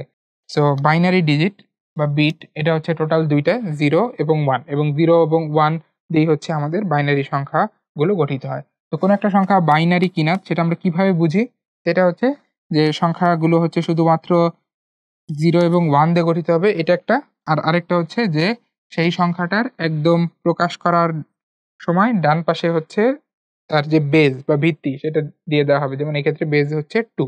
তো আমরা 2 হচ্ছে সংখ্যাটার ডান পাশে এইভাবে লিখে দিব। ঠিক আছে? আচ্ছা, এখন আমরা যেটা দেখব সেটা হচ্ছে যে এই বাইনারি সংখ্যা পদ্ধতিতে সংখ্যাগুলো কিভাবে প্যাটার্ন ফর্ম করে একটার পর একটা আসে। যেমন আমরা ডেসিমাল একটু আগে প্যাটার্নটা দেখেছি। এখন হচ্ছে বাইনারি সংখ্যা পদ্ধতির জন্য এই প্যাটার্নটা দেখার চেষ্টা করব। তো আমরা শুরু করি যে এক অঙ্ক বিশিষ্ট সংখ্যাগুলো কিভাবে আসে বাইনারি সংখ্যা পদ্ধতিতে। ঠিক আছে? সো ফার্স্ট অফ অল আমরা হচ্ছে এক অঙ্ক বিশিষ্ট সংখ্যাগুলো কিভাবে আসে সেটা একটু দেখব। সো যেহেতু আমার ডিজিট আছেই ২ টা 0 এবং 1, সো এক অঙ্ক বিশিষ্ট বোঝাই যাচ্ছে ২ টা সংখ্যা আমরা পাবো। একটা হচ্ছে 0 আরেকটা হচ্ছে 1। ঠিক আছে? সো ২ টা অঙ্ক আমরা পেয়ে গেলাম যেটা হচ্ছে এক অঙ্ক বিশিষ্ট। এরপর যদি আমরা কোয়েশ্চেন করি যে ২ অঙ্ক বিশিষ্ট কতগুলো সংখ্যা আমরা এখান থেকে পাবো? সো আমাদের এইবার হচ্ছে টোটাল ঘর ২ টা। তো ২ টা ঘর হচ্ছে আমাদের ফিল আপ করতে হবে। ঠিক আছে? এবং আমাদের একটু আগে ডেসিমাল সংখ্যা পদ্ধতিতে যে প্যাটার্নটা দেখে এসেছি, এখানে আমরা নিশ্চয়ই খেয়াল করেছিলাম যে এক অঙ্ক বিশিষ্ট যে সংখ্যাগুলো সেগুলো কিন্তু ২ অঙ্ক বিশিষ্ট সংখ্যা গঠনে আবার কাজে লাগে আমাদের। ঠিক আছে? এবং ওই যে চক্রাকারে সেটা কাজে লাগে। সো আমরা এখানে বলতে পারি যে আমাদের এখানে ২ অঙ্ক বিশিষ্ট সংখ্যা যখন আমরা বানাবো তো আমরা সর্ববামের যে ঘরটা সেটা হচ্ছে আমরা শুরুতে সর্বনিম্ন যে অঙ্কটা সেটা দিয়ে ফিক্স করে দিব। তো আমরা 0 দিয়ে ফিক্স করে দিলাম। তো 0 দিয়ে যদি ফিক্স করি তাহলে আমরা টোটাল কয়টা এরকম সংখ্যা পাবো যেখানে সর্ববামের অঙ্কটা হচ্ছে 0? উত্তর হচ্ছে ২ টা। কেন? কারণ এই যে আমার এক অঙ্ক বিশিষ্ট সংখ্যা হচ্ছে ২ টা আছে 0 এবং 1। তো আমি বাম পাশে 0 কে ফিক্স রেখে ডান পাশে হচ্ছে একবার 0 বসাতে পারবো, একবার 0 বসাতে পারবো এবং আরেকবার হচ্ছে 1 বসাতে পারবো। সো আমি এটাকে বলতে পারি হচ্ছে 2 অঙ্ক বিশিষ্ট সংখ্যার জন্য 0 এর চক্র। ঠিক আছে? এই যে বাম পাশে যেহেতু 0 কে ফিক্স রেখেছিলাম। আচ্ছা, একইভাবে আমি যদি বাম পাশে 1 কে ফিক্স রাখি, তাহলে আমার আরো ২ টা সংখ্যা আমি এখান থেকে পেয়ে যাই। যেই ২ টা সংখ্যা হচ্ছে কিভাবে আসে, যে বাম পাশে 1 এবং ডান পাশে হচ্ছে এই যে এক অঙ্ক বিশিষ্ট যে সংখ্যাগুলো সেগুলা বসবে পর্যায়ক্রমে 0 এবং 1। তাহলে এইটাকে আমরা বলতে পারি যে এটা হচ্ছে আমাদের ১ এর চক্র। যেহেতু এই ক্ষেত্রে বাম পাশে হচ্ছে ১ ফিক্স আছে। ঠিক আছে? সো এইভাবে হচ্ছে আমরা টোটাল ৪ টা অঙ্ক পেয়ে গেলাম, তাই না? এই যে 0, 0, 0, 1, 1, 0, 1, 1। ঠিক আছে? টোটাল হচ্ছে আমরা ৪ টা অঙ্ক এখান থেকে পেয়ে গেলাম। ঠিক আছে? অঙ্ক ২ অঙ্ক বিশিষ্ট সংখ্যা আমরা টোটাল ৪ টা পেয়ে গেলাম। আচ্ছা। সো একইভাবে আমরা হচ্ছে ৩ অঙ্ক বিশিষ্ট সংখ্যাও কিন্তু এখান থেকে ফর্ম করে ফেলতে পারবো। যেটা হচ্ছে আমরা সামনেও দেখব। তো একটা ইনফরমেশন হচ্ছে আমরা এখান থেকে আগের মতোই লিখে ফেলতে পারি যে আমাদের যদি এখানে n টা অঙ্ক দেওয়া থাকতো, n টি অঙ্কের জন্য যদি হচ্ছে আমাদেরকে বলতো যে টোটাল সংখ্যা কতগুলো হবে? সংখ্যা হবে হচ্ছে আগের মতোই, যে আমাদের ডেসিমাল সংখ্যা পদ্ধতির জন্য n টি অঙ্ক যখন আমরা ব্যবহার করেছি তখন মোট সংখ্যা পেয়েছি 10 টু দি পাওয়ার nt। আর এই ক্ষেত্রে যেহেতু আমাদের বেজ হচ্ছে 2, তাহলে আমরা মোট সংখ্যা পাবো হচ্ছে 2 টু দি পাওয়ার nt। ঠিক আছে?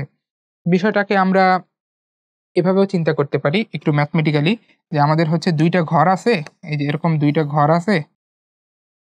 তো এই ২ টা ঘরকে আমরা 0 এবং 1 এইটা দিয়ে কতভাবে পূরণ করতে পারি? সো ১ম ঘরের জন্য উপায় হচ্ছে ২ টা, দ্বিতীয় ঘরের জন্য উপায় হচ্ছে ২ টা। সো 2 ইনটু 2 করলে 4। এরকম যদি আমাদের n সংখ্যক ঘর থাকতো, তাহলে প্রত্যেকটার জন্য বোঝাই যাচ্ছে আমাদের হচ্ছে এরকম ২ টা করে উপায় আসতো, তাই না? তো এরকম সবগুলো যদি আমরা গুণ করি তাহলে ওভারঅল মিলিয়ে চলে আসতো হচ্ছে 2 টু দি পাওয়ার n। তো এটাই হচ্ছে এখানে দেখানো হয়েছে যে আমাদের n টি অঙ্কের জন্য, n টি বাইনারি অঙ্কের জন্য সংখ্যা হচ্ছে 2 টু দি পাওয়ার n। ঠিক আছে? আচ্ছা, এবং সংখ্যাগুলো হবে হচ্ছে এরকম রেঞ্জে, যে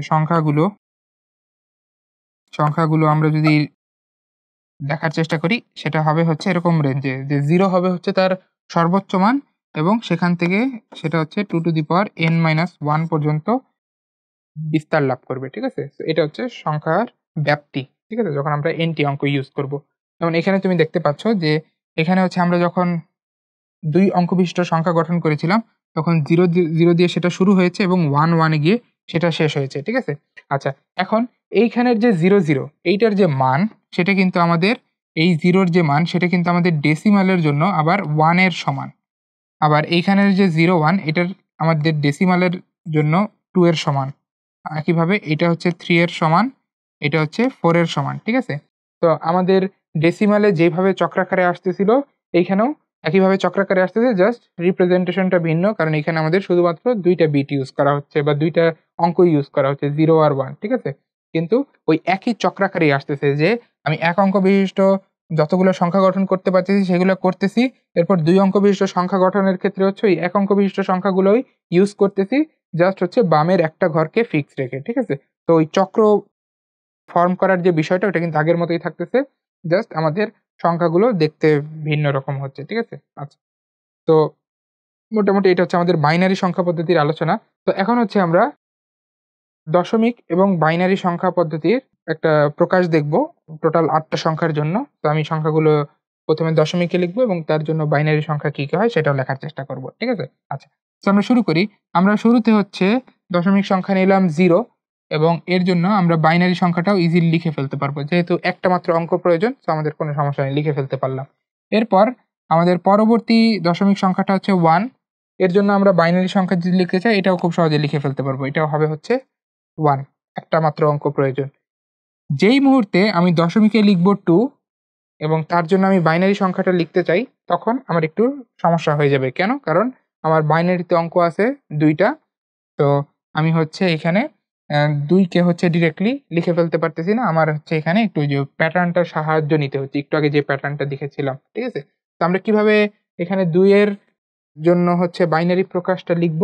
উত্তর হচ্ছে যে আমরা হচ্ছে এখানে ওই চক্র আকারে হচ্ছে বিষয়টা লেখার চেষ্টা করব যে আমরা ২ টা ঘর চিন্তা করি। এই ২ টা ঘরের মধ্যে আমি হচ্ছে একদম বামের যে অঙ্কটা সেটা হচ্ছে আমি সর্বনিম্ন যে বাইনারি সংখ্যা সেটা দিয়ে পূরণ করার চেষ্টা করব। তারপর এক অঙ্ক বিশিষ্ট যে সংখ্যাগুলো আছে সেগুলো হচ্ছে ডানের ঘরগুলোতে বসাবো। ঠিক আছে? আচ্ছা এখন তোমরা বলতে পারো যে ভাই বাইনারি যে অঙ্ক তার মধ্যে সর্বনিম্ন অঙ্কটা হচ্ছে 0। তো আপনি হচ্ছে 0 বসান এখানে। এরপরে হচ্ছে যে এক অঙ্ক বিশিষ্ট যে সংখ্যাগুলো সেগুলো হচ্ছে ডানের ঘরগুলোতে একটা, একটা করে বসিয়ে ফেলেন। ঠিক আছে? আচ্ছা এখানে সমস্যা হচ্ছে যে আমি যদি বামের ঘরে 0 বসাই তাহলে এটার কিন্তু আর কোনো ভ্যালু থাকলো না। ঠিক আছে? বামে 0 বসাইলে তার কোনো ভ্যালু থাকে না। ওইটা কিন্তু আল্টিমেটলি এক অঙ্ক বিশিষ্ট সংখ্যাই হয়ে যাবে। ঠিক আছে? তো আমি আসলে এখানে 0 বসাতে পারব না। তাহলে 0 র চেয়ে বড় সংখ্যা কোনটা আছে সেটা হচ্ছে 1। তো 1 বসালাম। তো এরপরে হচ্ছে আমি এই যে ডানের ঘরগুলোতে হচ্ছে এক অঙ্ক বিশিষ্ট যে সংখ্যাগুলো আছে সেগুলো হচ্ছে পর্যায়ক্রমে লিখে দিতে পারবো। সো এক অঙ্ক বিশিষ্ট সংখ্যার মধ্যে হচ্ছে 0 প্রথমে আসছে। তো 0 টা আমি এখানে বসাই দিলাম। তো আমার যে সংখ্যাটা চলে আসতেছে সেটা হচ্ছে 10 এবং এটা হচ্ছে বাইনারিতে। তো আমি বলতে পারি 2 এর জন্য বাইনারি যে প্রকাশটা সেটা চলে আসতেছে হচ্ছে 10। ঠিক আছে? আচ্ছা। একইভাবে আমি যদি 3 এর জন্য প্রকাশটা করতে চাই তাহলে কি হবে? যে এইবারও হচ্ছে আমি বামের ঘরে 1 কে ফিক্স রাখবো এবং ডানের ঘরে এই যে 0 র চেয়ে 1 বেশি সেটা কত? সেটা হচ্ছে 1 সেটা লিখে দিব। তো আমি বলতে পারি 3 এর জন্য আমার বাইনারি প্রকাশটা হচ্ছে 1, 1। এরপরে আমি চলে যাই 4 এ। তো 4 এর জন্য আমরা কি করব? 4 এর জন্য আমরা যেটা করতে পারি সেটা হচ্ছে যে আমাদের এখানে অঙ্কের সংখ্যা আরেকটু বাড়াতে হচ্ছে। কেন? কারণ আমাদের এই যে ১ এর চক্র কিন্তু এখানে শেষ হয়ে গেছে। তো ১ এর চক্র যদি শেষ হয়ে যায় তখন আমরা কি করি? আমরা হচ্ছে এখানে যেহেতু আমাদের আর ডিজিট নাই, ১ এর পর তো আর কোনো ডিজিট নাই যেটা দিয়ে আমি আবার এই ২ অঙ্ক বিশিষ্ট চক্রটা চালাতে থাকবো। এটার তো কোনো সুযোগ নাই। তো আমি কি করব? আমি এখানে আরেকটা অঙ্ক বাড়িয়ে নিব। তো সেই অঙ্কটা যদি বাড়াই সেটা হচ্ছে ৩ নম্বর ঘরে আমার হচ্ছে তখন চলে যাবে। ঠিক আছে? সো আমাদের এখানে ৩ টা ঘর এখানে চলে আসবে। এখন এই ৩ টা ঘরের মধ্যে আমার ৩ নম্বর যে ঘরটা সেটা হচ্ছে সর্বনিম্ন বাইনারি অঙ্ক দিয়ে হচ্ছে পূরণ হবে। তো 0 দিয়ে তো পূরণ করা সম্ভব না। তাহলে কোনটা দিয়ে পূরণ হবে? 1। তো 1 টা হচ্ছে আমার এখানে বসবে এবং আমি একটু আগে যে ২ অঙ্ক বিশিষ্ট সংখ্যাগুলো গঠন করেছি সেগুলো হচ্ছে এখানে পর্যায়ক্রমে বসাতে থাকবো। ঠিক আছে? যেমন এই যে আমার ২ অঙ্ক বিশিষ্ট যে সংখ্যাটা এখানে ছিল সেটা হচ্ছে 10 আর 11। আমি চাইলেই যে একদম উপরে যে এক অঙ্ক বিশিষ্ট সংখ্যাগুলো লিখেছিলাম 0 আর 1 এগুলোকেও কিন্তু ২ অঙ্ক বিশিষ্ট সংখ্যা হিসেবে চিন্তা করতে পারি। সেটা হচ্ছে যে এটা হচ্ছে 0, 0 আর এটা হচ্ছে 0, 1। তাহলে এই যে সবচেয়ে ছোট ২ অঙ্ক বিশিষ্ট সংখ্যা হয়ে যায় 0, 0। তাহলে এই যে 0, 0 টাকে এখানে বসাবো। তাহলে আমি পেয়ে যাব হচ্ছে 4 এর জন্য বাইনারি প্রকাশটা। ঠিক আছে? তো সিমিলারলি আমি যদি 5 এর জন্য বাইনারি প্রকাশটা করতে চাই তাহলে সেটা কি হবে? যে ১ কে ফিক্স রাখবো। এরপর হচ্ছে পরবর্তী ২ টা ঘরের জন্য হচ্ছে এই যে ২ অঙ্ক বিশিষ্ট আমি যে সংখ্যাগুলো উপরে লিখেছি তার যে সর্বনিম্ন সংখ্যাটা সেটা নিবো। তো 0, 0 তো অলরেডি আমি নিয়েছি। তাহলে এরপরে আসবে হচ্ছে 0, 1। ঠিক আছে? আচ্ছা একইভাবে আমি যদি ৬ এর জন্য লিখতে চাই তাহলে ৬ এর জন্য সেটা কিরকম হবে? এখানে আবারও 1 ফিক্স থাকবে এবং পরবর্তী ২ টা ঘরে বসবে হচ্ছে 1, 0।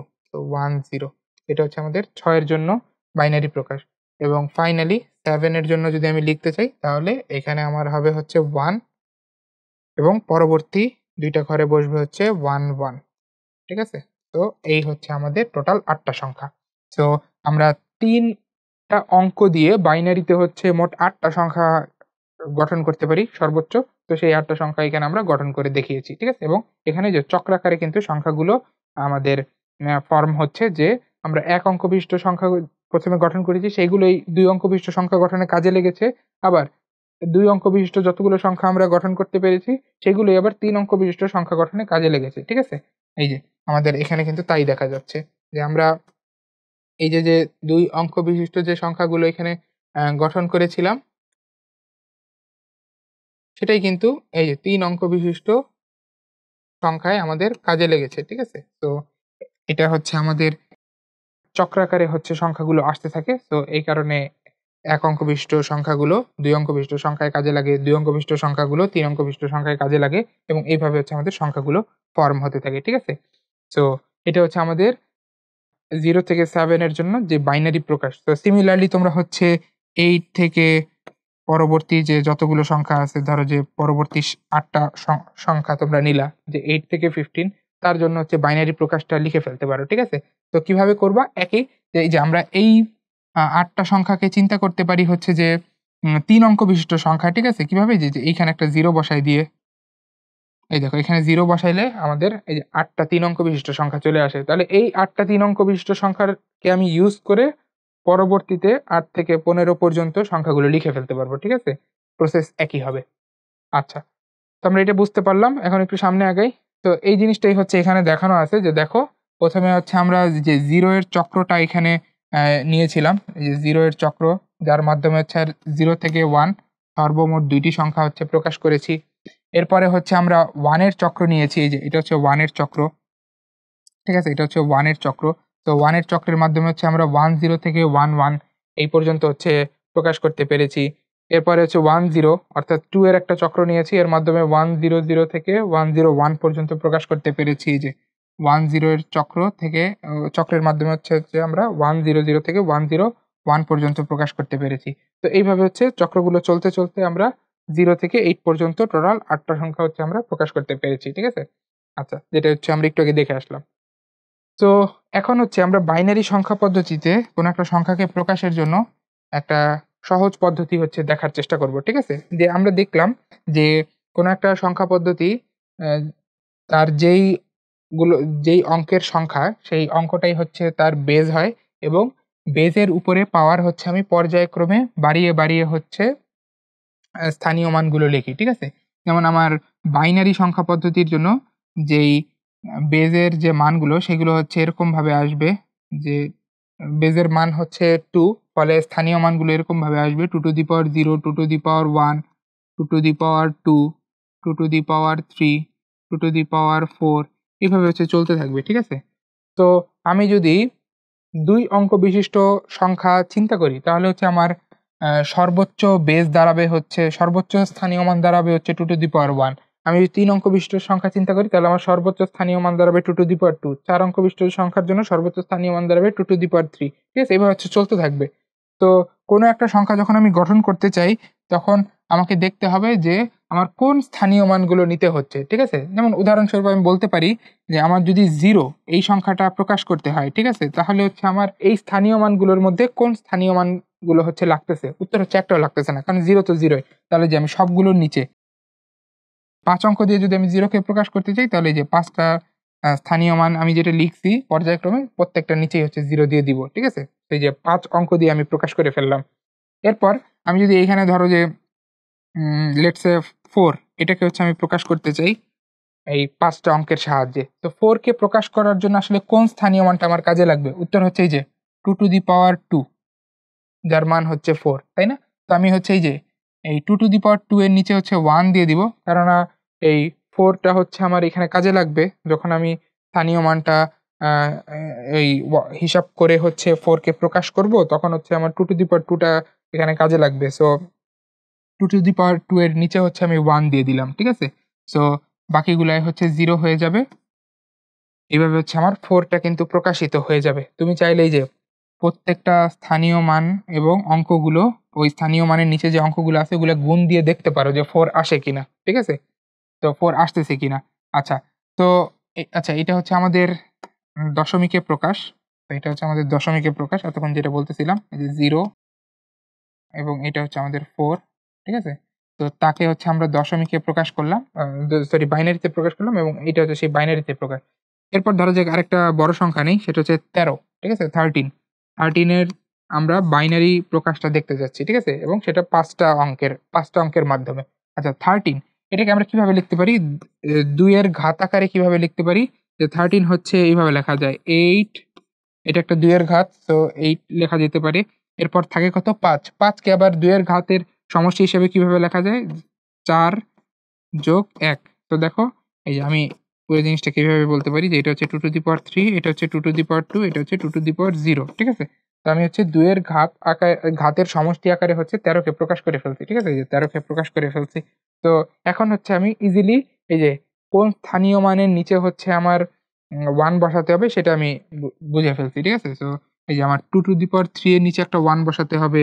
তারপর 2 টু দি পাওয়ার 2 এর নিচে একটা 1 বসাতে হবে। তারপর 2 টু দি পাওয়ার 0 এর নিচে একটা 1 বসাতে হবে। আর বাকি সবগুলো হচ্ছে জায়গায় হচ্ছে 0 বসবে। ঠিক আছে?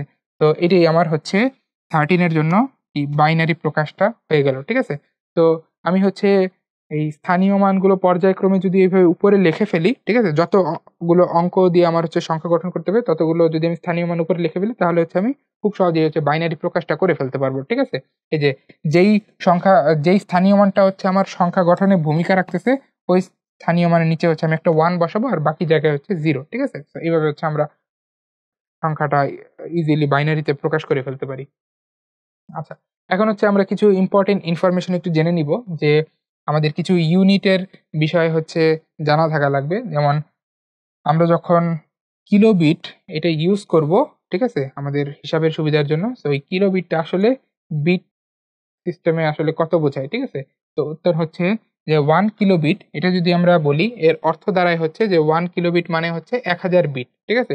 যেহেতু আমরা জানি কিলো এই জিনিসটা হচ্ছে একটা এসআই ইউনিট এবং এটার মান হচ্ছে 1000। তো কিলোবিট মানে হচ্ছে 1000 বিট। একইভাবে মেগাবিট, মেগা মানে হচ্ছে আমরা জানি 10 টু দি পাওয়ার 6 বা 1 মিলিয়ন। তো 1 মেগাবিট মানে হচ্ছে 10 টু দি পাওয়ার 6 বিট বা তোমার 1 মিলিয়ন বিট, ঠিক আছে? আচ্ছা, একইভাবে 1 গিগাবিট এটা যদি আমরা বলি তাহলে সেটা হবে হচ্ছে 10 টু দি পাওয়ার 9 বিট এবং 1 টেরাবিট মানে হবে হচ্ছে 10 টু দি পাওয়ার 12 বিট, ঠিক আছে? তো এটা হচ্ছে আমাদের এই যে কিছু ইউনিট কনভার্সন, ঠিক আছে?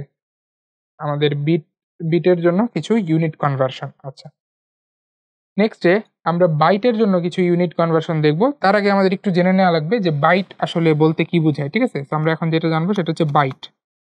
তো বাইট এটাকে ইংলিশে এইভাবে লেখা হয় BYTE। এই বাইটের পরিচয়টা একটু জেনে নিব শুরুতে। আচ্ছা, বাইট কি?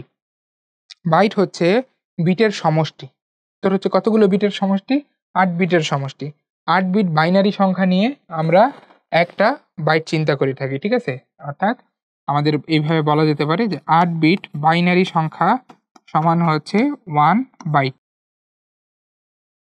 তো এটা হচ্ছে বাইটের যে ডেফিনেশন সেটা, ঠিক আছে? বাইটের ডেফিনেশন। এখন বাইট মূলত হচ্ছে কম্পিউটার সিস্টেমে বাইটের হিসাব নিকাশেই কাজকর্ম করা হয়, ঠিক আছে? যে কম্পিউটারে যখন মেমোরি থেকে কোনো কিছু পড়ে আনা হয় সেটা হচ্ছে বাইট হিসেবে পড়ে আনা হয়, ঠিক আছে? তো এই কারণে হচ্ছে বাইটের হিসাবটা আমাদের জন্য বেশি জরুরি।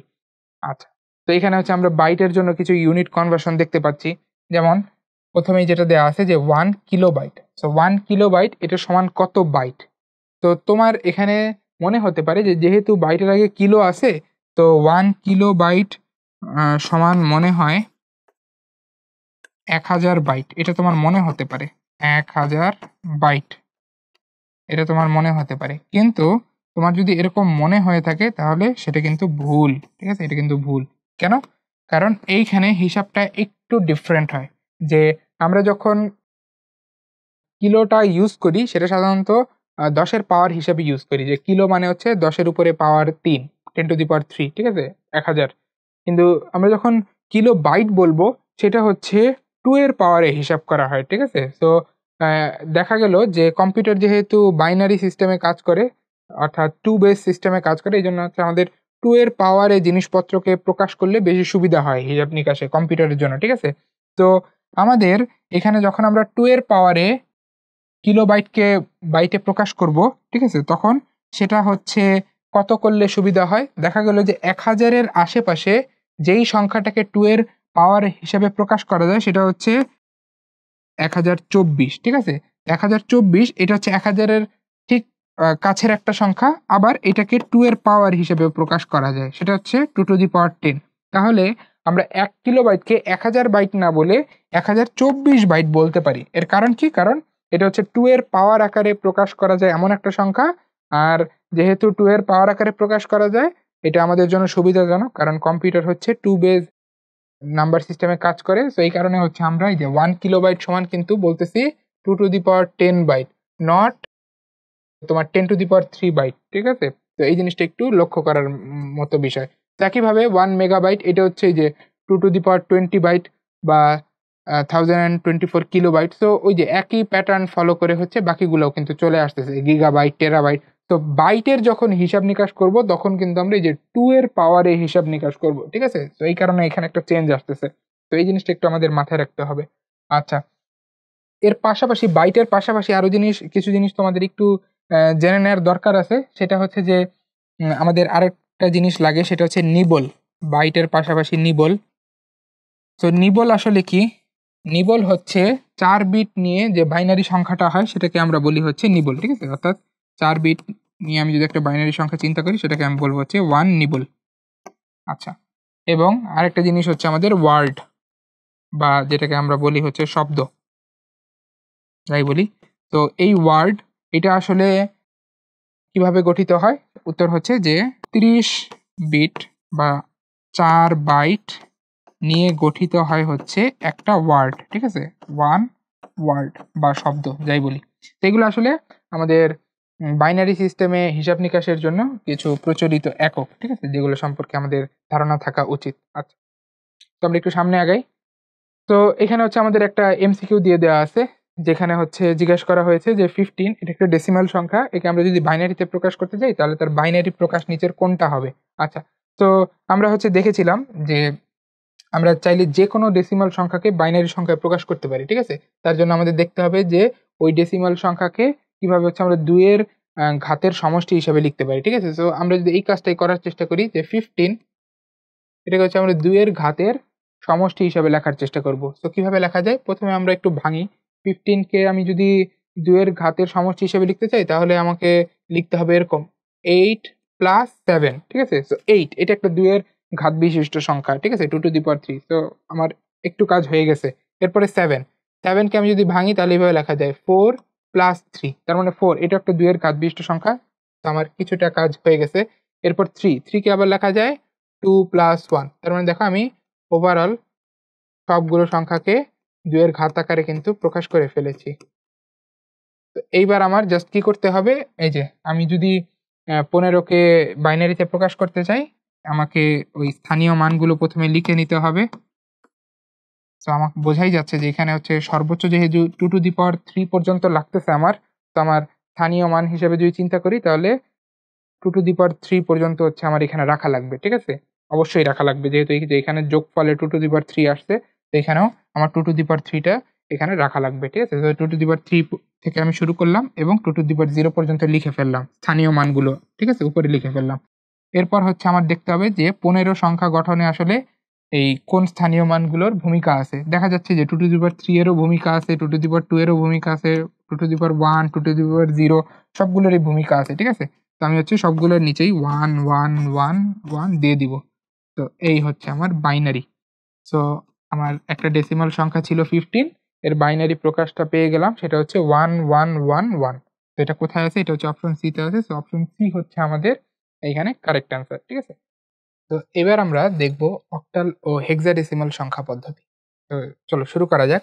তো প্রথমেই এই 2 সংখ্যা পদ্ধতি সম্পর্কে যে জিনিসটা আমাদের জেনে নিতে হবে সেটা হচ্ছে অক্টাল এবং হেক্সাডেসিমাল সংখ্যা পদ্ধতির মৌলিক প্রতীক বা চিহ্নগুলো কি কি। আচ্ছা, তো প্রথমে যদি আমরা অক্টাল সংখ্যা পদ্ধতির জন্য কথাটা বলি, যে অক্টাল সংখ্যা পদ্ধতিতে আমাদের মৌলিক প্রতীক বা চিহ্ন কয়টি? তাহলে দেখা যাচ্ছে যে এখানে আমাদের মৌলিক অঙ্ক হচ্ছে 8টি। মৌলিক অঙ্ক হচ্ছে আমাদের 0 থেকে 7, অর্থাৎ টোটাল 8টি অঙ্ক আমরা এখানে ইউজ করে থাকি এই অক্টাল সংখ্যা পদ্ধতিতে। এবং হেক্সাডেসিমালের জন্য এটা কত? হেক্সাডেসিমাল নাম থেকেই অনেকটা বোঝা যায় যে এখানে হচ্ছে আমাদের টোটাল 16টা মৌলিক অঙ্ক থাকবে, এবং তাই থাকে এখানে মৌলিক অঙ্কের পরিমাণ হচ্ছে 16টি, এবং সেটা হচ্ছে 0 থেকে f পর্যন্ত, ঠিক আছে? এখন এখানে তোমরা একটু কনফিউজ হয়ে যেতে পারো যে এখানে f কোথা থেকে চলে আসলো, ঠিক আছে? সো এই জিনিসটা হচ্ছে আমরা ক্লিয়ার করব সামনেই। সো আমরা একে, একে শুরু করি। তো অক্টালের জন্য আমরা এখানে যেটা লিখেছি যে 0 থেকে 7 পর্যন্ত টোটাল 8টি হচ্ছে মৌলিক অঙ্ক আছে। সো অক্টালের যে সংখ্যাগুলো গঠন করা হবে সেই সংখ্যাগুলো এই 8টা অঙ্ক দিয়েই গঠন করা হবে। তো কিভাবে গঠন করা হবে? উত্তর হচ্ছে আগে আমরা বাইনারি এবং ডেসিমালের জন্য যেভাবে সংখ্যা গঠন করেছি এখানেও একই উপায়ে সংখ্যা গঠন করা হবে। যেটা আমরা এখানে দেখতেও পাচ্ছি যে দেখো, আমরা এখানে যখন সংখ্যাগুলো গঠন করেছি, এক অঙ্ক বিশিষ্ট সংখ্যা হচ্ছে আমরা টোটাল 8টা পাচ্ছি। সেটা হচ্ছে 0 থেকে শুরু হচ্ছে এবং 7 গিয়ে হচ্ছে শেষ হচ্ছে। এরপর হচ্ছে আমরা যখন 2 অঙ্ক বিশিষ্ট সংখ্যাগুলো গঠন করতে যাচ্ছি তখন হচ্ছে প্রথমে আমরা একের চক্র ঘুরছি। এই যে একের চক্র হচ্ছে আমরা 10 থেকে শুরু করছি এবং সেটা হচ্ছে আমাদের 17 এ গিয়ে কিন্তু শেষ হয়ে যাচ্ছে, ঠিক আছে? অর্থাৎ পরবর্তী 8টা সংখ্যা হচ্ছে আমরা পেয়ে যাচ্ছি 7 এর পরে।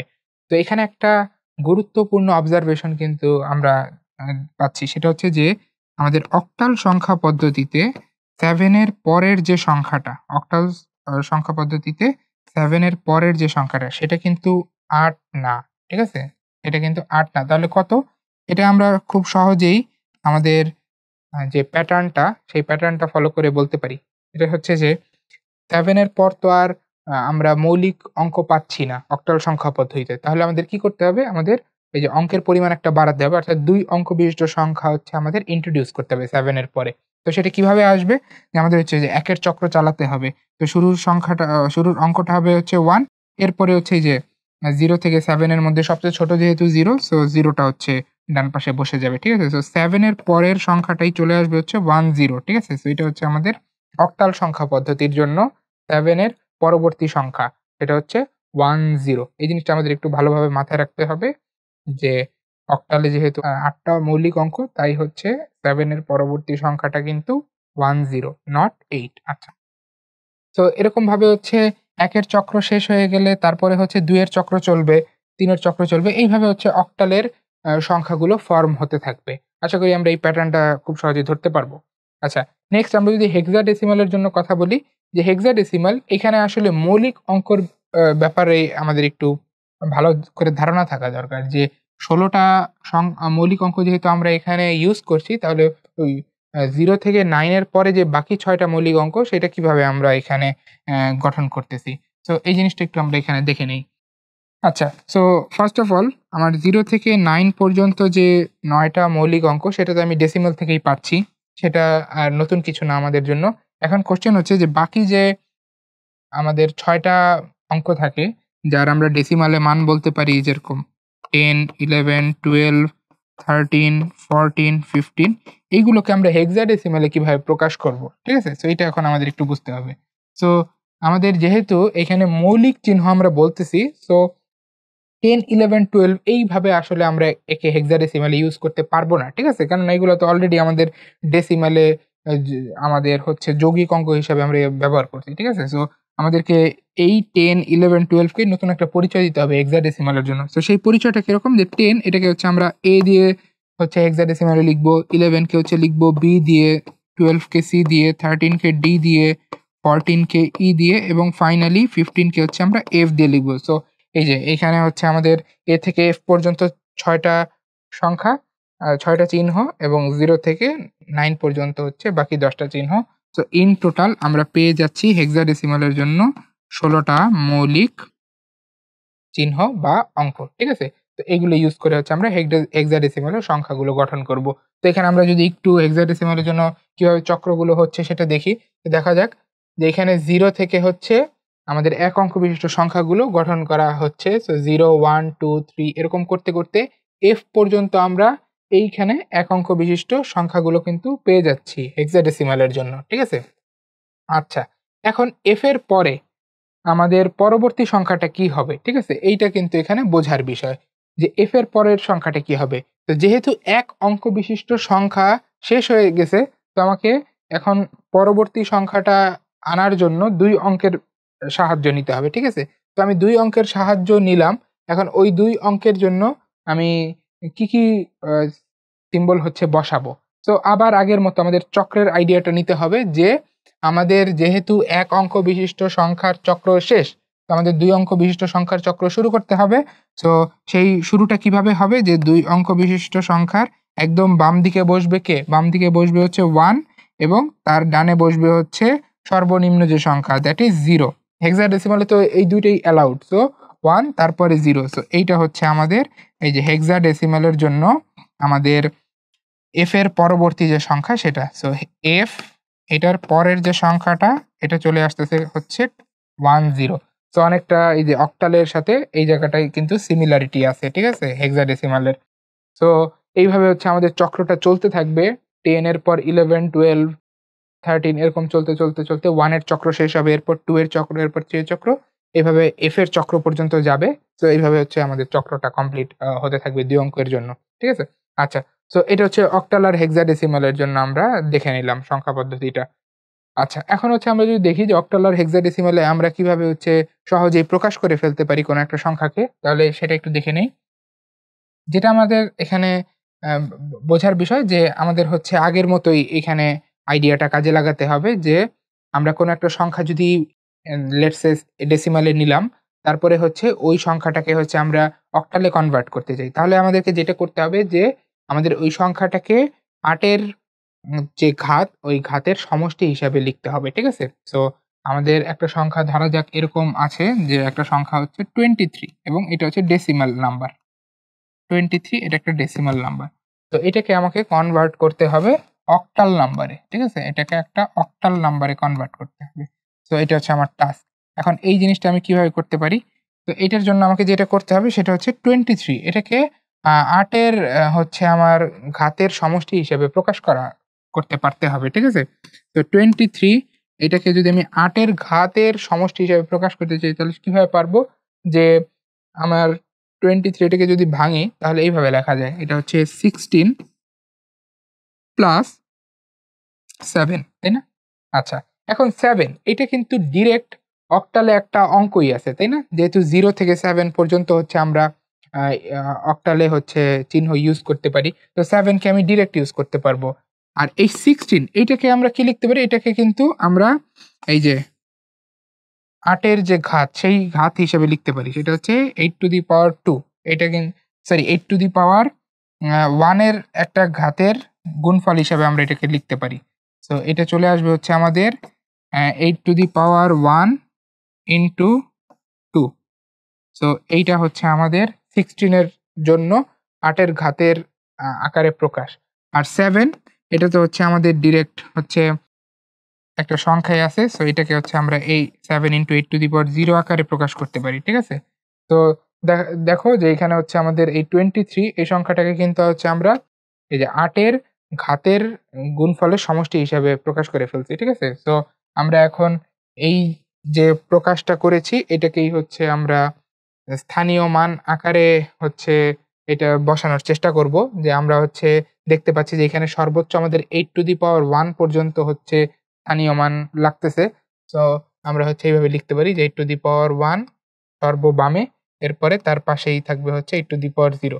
তো 8 টু দি পাওয়ার 0 এর সাথে আমার গুণ হচ্ছে 7, 8 টু দি পাওয়ার 0 এর সাথে হচ্ছে আমার গুণ হচ্ছে 7। তো 8 টু দি পাওয়ার 0 এর নিচে যাবে হচ্ছে 7, ঠিক আছে? আর 8 টু দি পাওয়ার 1 এর সাথে গুণ হচ্ছে আমার 2। সো 8 টু দি পাওয়ার 1 এর নিচে যাবে হচ্ছে 2। সো এই 2 আর 7 এইটাকে যদি আমি এখন পাশাপাশি লিখে ফেলি তাহলে এইটাই কিন্তু হয়ে যাবে আমার অক্টালে 23 এর কি রিপ্রেজেন্টেশন। ঠিক আছে? সো আমি ফাইনালি লিখে ফেলতে পারবো যে 23 ডেসিমেলের যেটা ছিল সেটাকে যদি আমি অক্টালে নেই তাহলে সেটা হয়ে যাবে 27। 27 এটাই হচ্ছে আমার এখানে কারেক্ট অ্যান্সার। ঠিক আছে? আচ্ছা, তো এটা হচ্ছে আমাদের অক্টালে প্রকাশ করার একটা সহজ উপায়। তো একইভাবে আমার যদি কখনো ৩ অঙ্কের সাহায্য নেওয়া লাগতো, ৩ অঙ্কের সাহায্য নিলে আমি এখানে 8 টু দি পাওয়ার 2, ৪ অঙ্কের সাহায্য নেওয়া লাগলে 8 টু দি পাওয়ার 3 এভাবে হচ্ছে আমি যেতে থাকতাম। ঠিক আছে? আচ্ছা। সো এখন আমরা চেষ্টা করি যে এই যে 23 এটাকে হেক্সাডেসিমালে নিতে। ঠিক আছে? সো আমাদের নেক্সট টাস্ক হচ্ছে যে 23 এটা হেক্সাডেসিমালে কত? আচ্ছা। তো একই কাজ করতে হবে যে 23 কে আমাদের ১৬ এর ঘাতের গুণফলের সমষ্টি হিসেবে প্রকাশ করতে হবে। ঠিক আছে? সো 23 আমরা চেষ্টা করি যে এটাকে কিভাবে ১৬ এর ঘাতের গুণফলের সমষ্টি হিসেবে প্রকাশ করা যায়। আচ্ছা। সো প্রথমত 23 কে এইভাবে তো লেখা যায় যে এটা হচ্ছে 16, এটা হচ্ছে আমাদের 16 প্লাস হচ্ছে 7। ঠিক আছে? আচ্ছা। তো এইখানে এই 16 এটা কিন্তু হচ্ছে আমাদের 16 টু দি পাওয়ার 1 এইভাবে লেখা যায় বা 1 ইনটু 16 টু দি পাওয়ার 1 এটা লেখা যায়। আর 7 এটাকে হচ্ছে আমরা লিখতে পারি 7 ইনটু 16 টু দি পাওয়ার 0। ঠিক আছে? তো আমরা দেখো এখানে 23 কে হচ্ছে 16 এর ঘাতের গুণফল আকারে কিন্তু প্রকাশ করে ফেলছি। ঠিক আছে? তো এখন এটাকে হচ্ছে স্থানীয় মানের নিচে বসায় হচ্ছে লিখে ফেললেই প্রকাশটা পেয়ে যাব। তো আমি যদি একটু লেখার চেষ্টা করি যে আমাদের এখানে সর্বোচ্চ 16 টু দি পাওয়ার 1 পর্যন্ত হচ্ছে স্থানীয় মান লাগতেছে। তো 16 two the power 1, 16 two the power 0 হচ্ছে আমি লিখে ফেললাম। এরপর আমরা হচ্ছে এখন এই 16 টু দি পাওয়ার 1 এর নিচে হচ্ছে বসাবো এই যে 1, যেটা এখানে হচ্ছে এর সাথে গুণফল আকারে আছে, আর 16⁻0 এর নিচে বসাবো হচ্ছে 7, যেটা এখানে ওর সাথে গুণ আকারে আছে, এই যে 1 7। তো ফাইনালি আমরা হচ্ছে এখান থেকে কিন্তু এই যে হেক্সাডেসিমাল প্রকাশটা পেয়ে যাচ্ছি, যে আমাদের 23 এটা ডেসিমালে ছিল, এটার হেক্সাডেসিমাল প্রকাশ হচ্ছে 1 7। তো 1 7 এটা হচ্ছে হেক্সাডেসিমালের প্রকাশ। তো এভাবে হচ্ছে আমরা যে কোনো সংখ্যাকে হচ্ছে অক্টাল এবং হেক্সাডেসিমালে সহজেই প্রকাশ করতে পারবো, ঠিক আছে? আচ্ছা, তো এখন হচ্ছে বিভিন্ন সংখ্যা পদ্ধতির সমতুল্য প্রকাশটা দেখানো আছে, যেটা আমাদের করতে হবে। তো আমাদের ধরা যাক যে দশমিকে 0 1 2 3 4 5 6 7 8 9 10 11 12 13 14 15 টোটাল হচ্ছে 16টা সংখ্যা আছে, ঠিক আছে? তো এটার জন্য হচ্ছে আমাদের বাইনারি, অক্টাল এবং হেক্সাডেসিমাল সংখ্যাগুলো লিখতে হবে। তো আমরা যদি চেষ্টা করি প্রথমে বাইনারি সংখ্যাটা লেখার, তাহলে সেটা কিভাবে লেখা যায়? বাইনারি সংখ্যা, এটার জন্য প্রথমে আমরা এক অঙ্ক বিশিষ্ট সংখ্যা যেহেতু, সো ডিরেক্ট লিখে ফেলতে পারি 0। একইভাবে 1 এর জন্য আমরা লিখে ফেলতে পারি ডিরেক্ট 1, ঠিক আছে? আচ্ছা, 2 এর জন্য যে আমাদের হচ্ছে ওই যে একটা অঙ্ক বাড়াতে হয়, তো আমাদের এই যে বাম পাশে একটা অঙ্ক বাড়ালাম 0 0, এবং ডান পাশে হচ্ছে যে এক অঙ্ক বিশিষ্ট সংখ্যাগুলোকে পর্যায়ক্রমে ব্যবহার করব 0 1, ঠিক আছে? কিন্তু এটা তো যে হবে না। কেন হবে না? কারণ হচ্ছে আমাদের এই যে বাম পাশের সংখ্যাটা চলে আসতেছে হচ্ছে 0, তো এই যে 0 তো আমরা ইউজ করতে পারবো না, আমাদের ইউজ করতে হবে হচ্ছে 1। সো 1 হচ্ছে বাম পাশে স্থির রেখে আমরা ডান পাশে হচ্ছে 0 আর 1 এটা বসাই দিতে পারি। এরপর হচ্ছে 4 এর জন্য আমরা বাইনারিতে প্রকাশটা এইভাবে লিখতে পারি, যে 4 এর জন্য বাইনারি প্রকাশটা করতে আমাদের 3টা অঙ্ক লাগবে। তো 3টা অঙ্ক যদি আমরা নেই তাহলে এটা হবে এরকম 1 0 0, ঠিক আছে? আচ্ছা, 5 এর জন্য হচ্ছে আমাদের এটা চলে আসবে 1 0 1, 6 এর জন্য এটা চলে আসবে হচ্ছে 1 1 0, এবং 7 এর জন্য এটা চলে আসবে 1 1 1, যেটা আমরা আগেও দেখেছিলাম এই 7 পর্যন্ত, ঠিক আছে? আচ্ছা, এবার যদি 8 এর জন্য চলে যাই, 8 এর জন্য কিন্তু আমাদের এবার 4টা ডিজিট লাগবে, ঠিক আছে? সো 4টা ডিজিটের প্রকাশ হচ্ছে আমাদের এখানে দেখানো লাগবে। তো 4 নম্বর স্থানে হচ্ছে আমি প্রথমে 1 রাখবো, আর বাকি ঘরগুলো হচ্ছে এই যে এখানে সবচেয়ে যে ছোট সংখ্যা 3 অঙ্ক বিশিষ্ট সেটা বসাই দিব, সেটা হচ্ছে 0 0 0। আচ্ছা, এরপর 9 এর জন্য হচ্ছে এখানে 1 থাকবে পরবর্তী ছোট সংখ্যাটা, দ্যাট ইজ 0 0 1।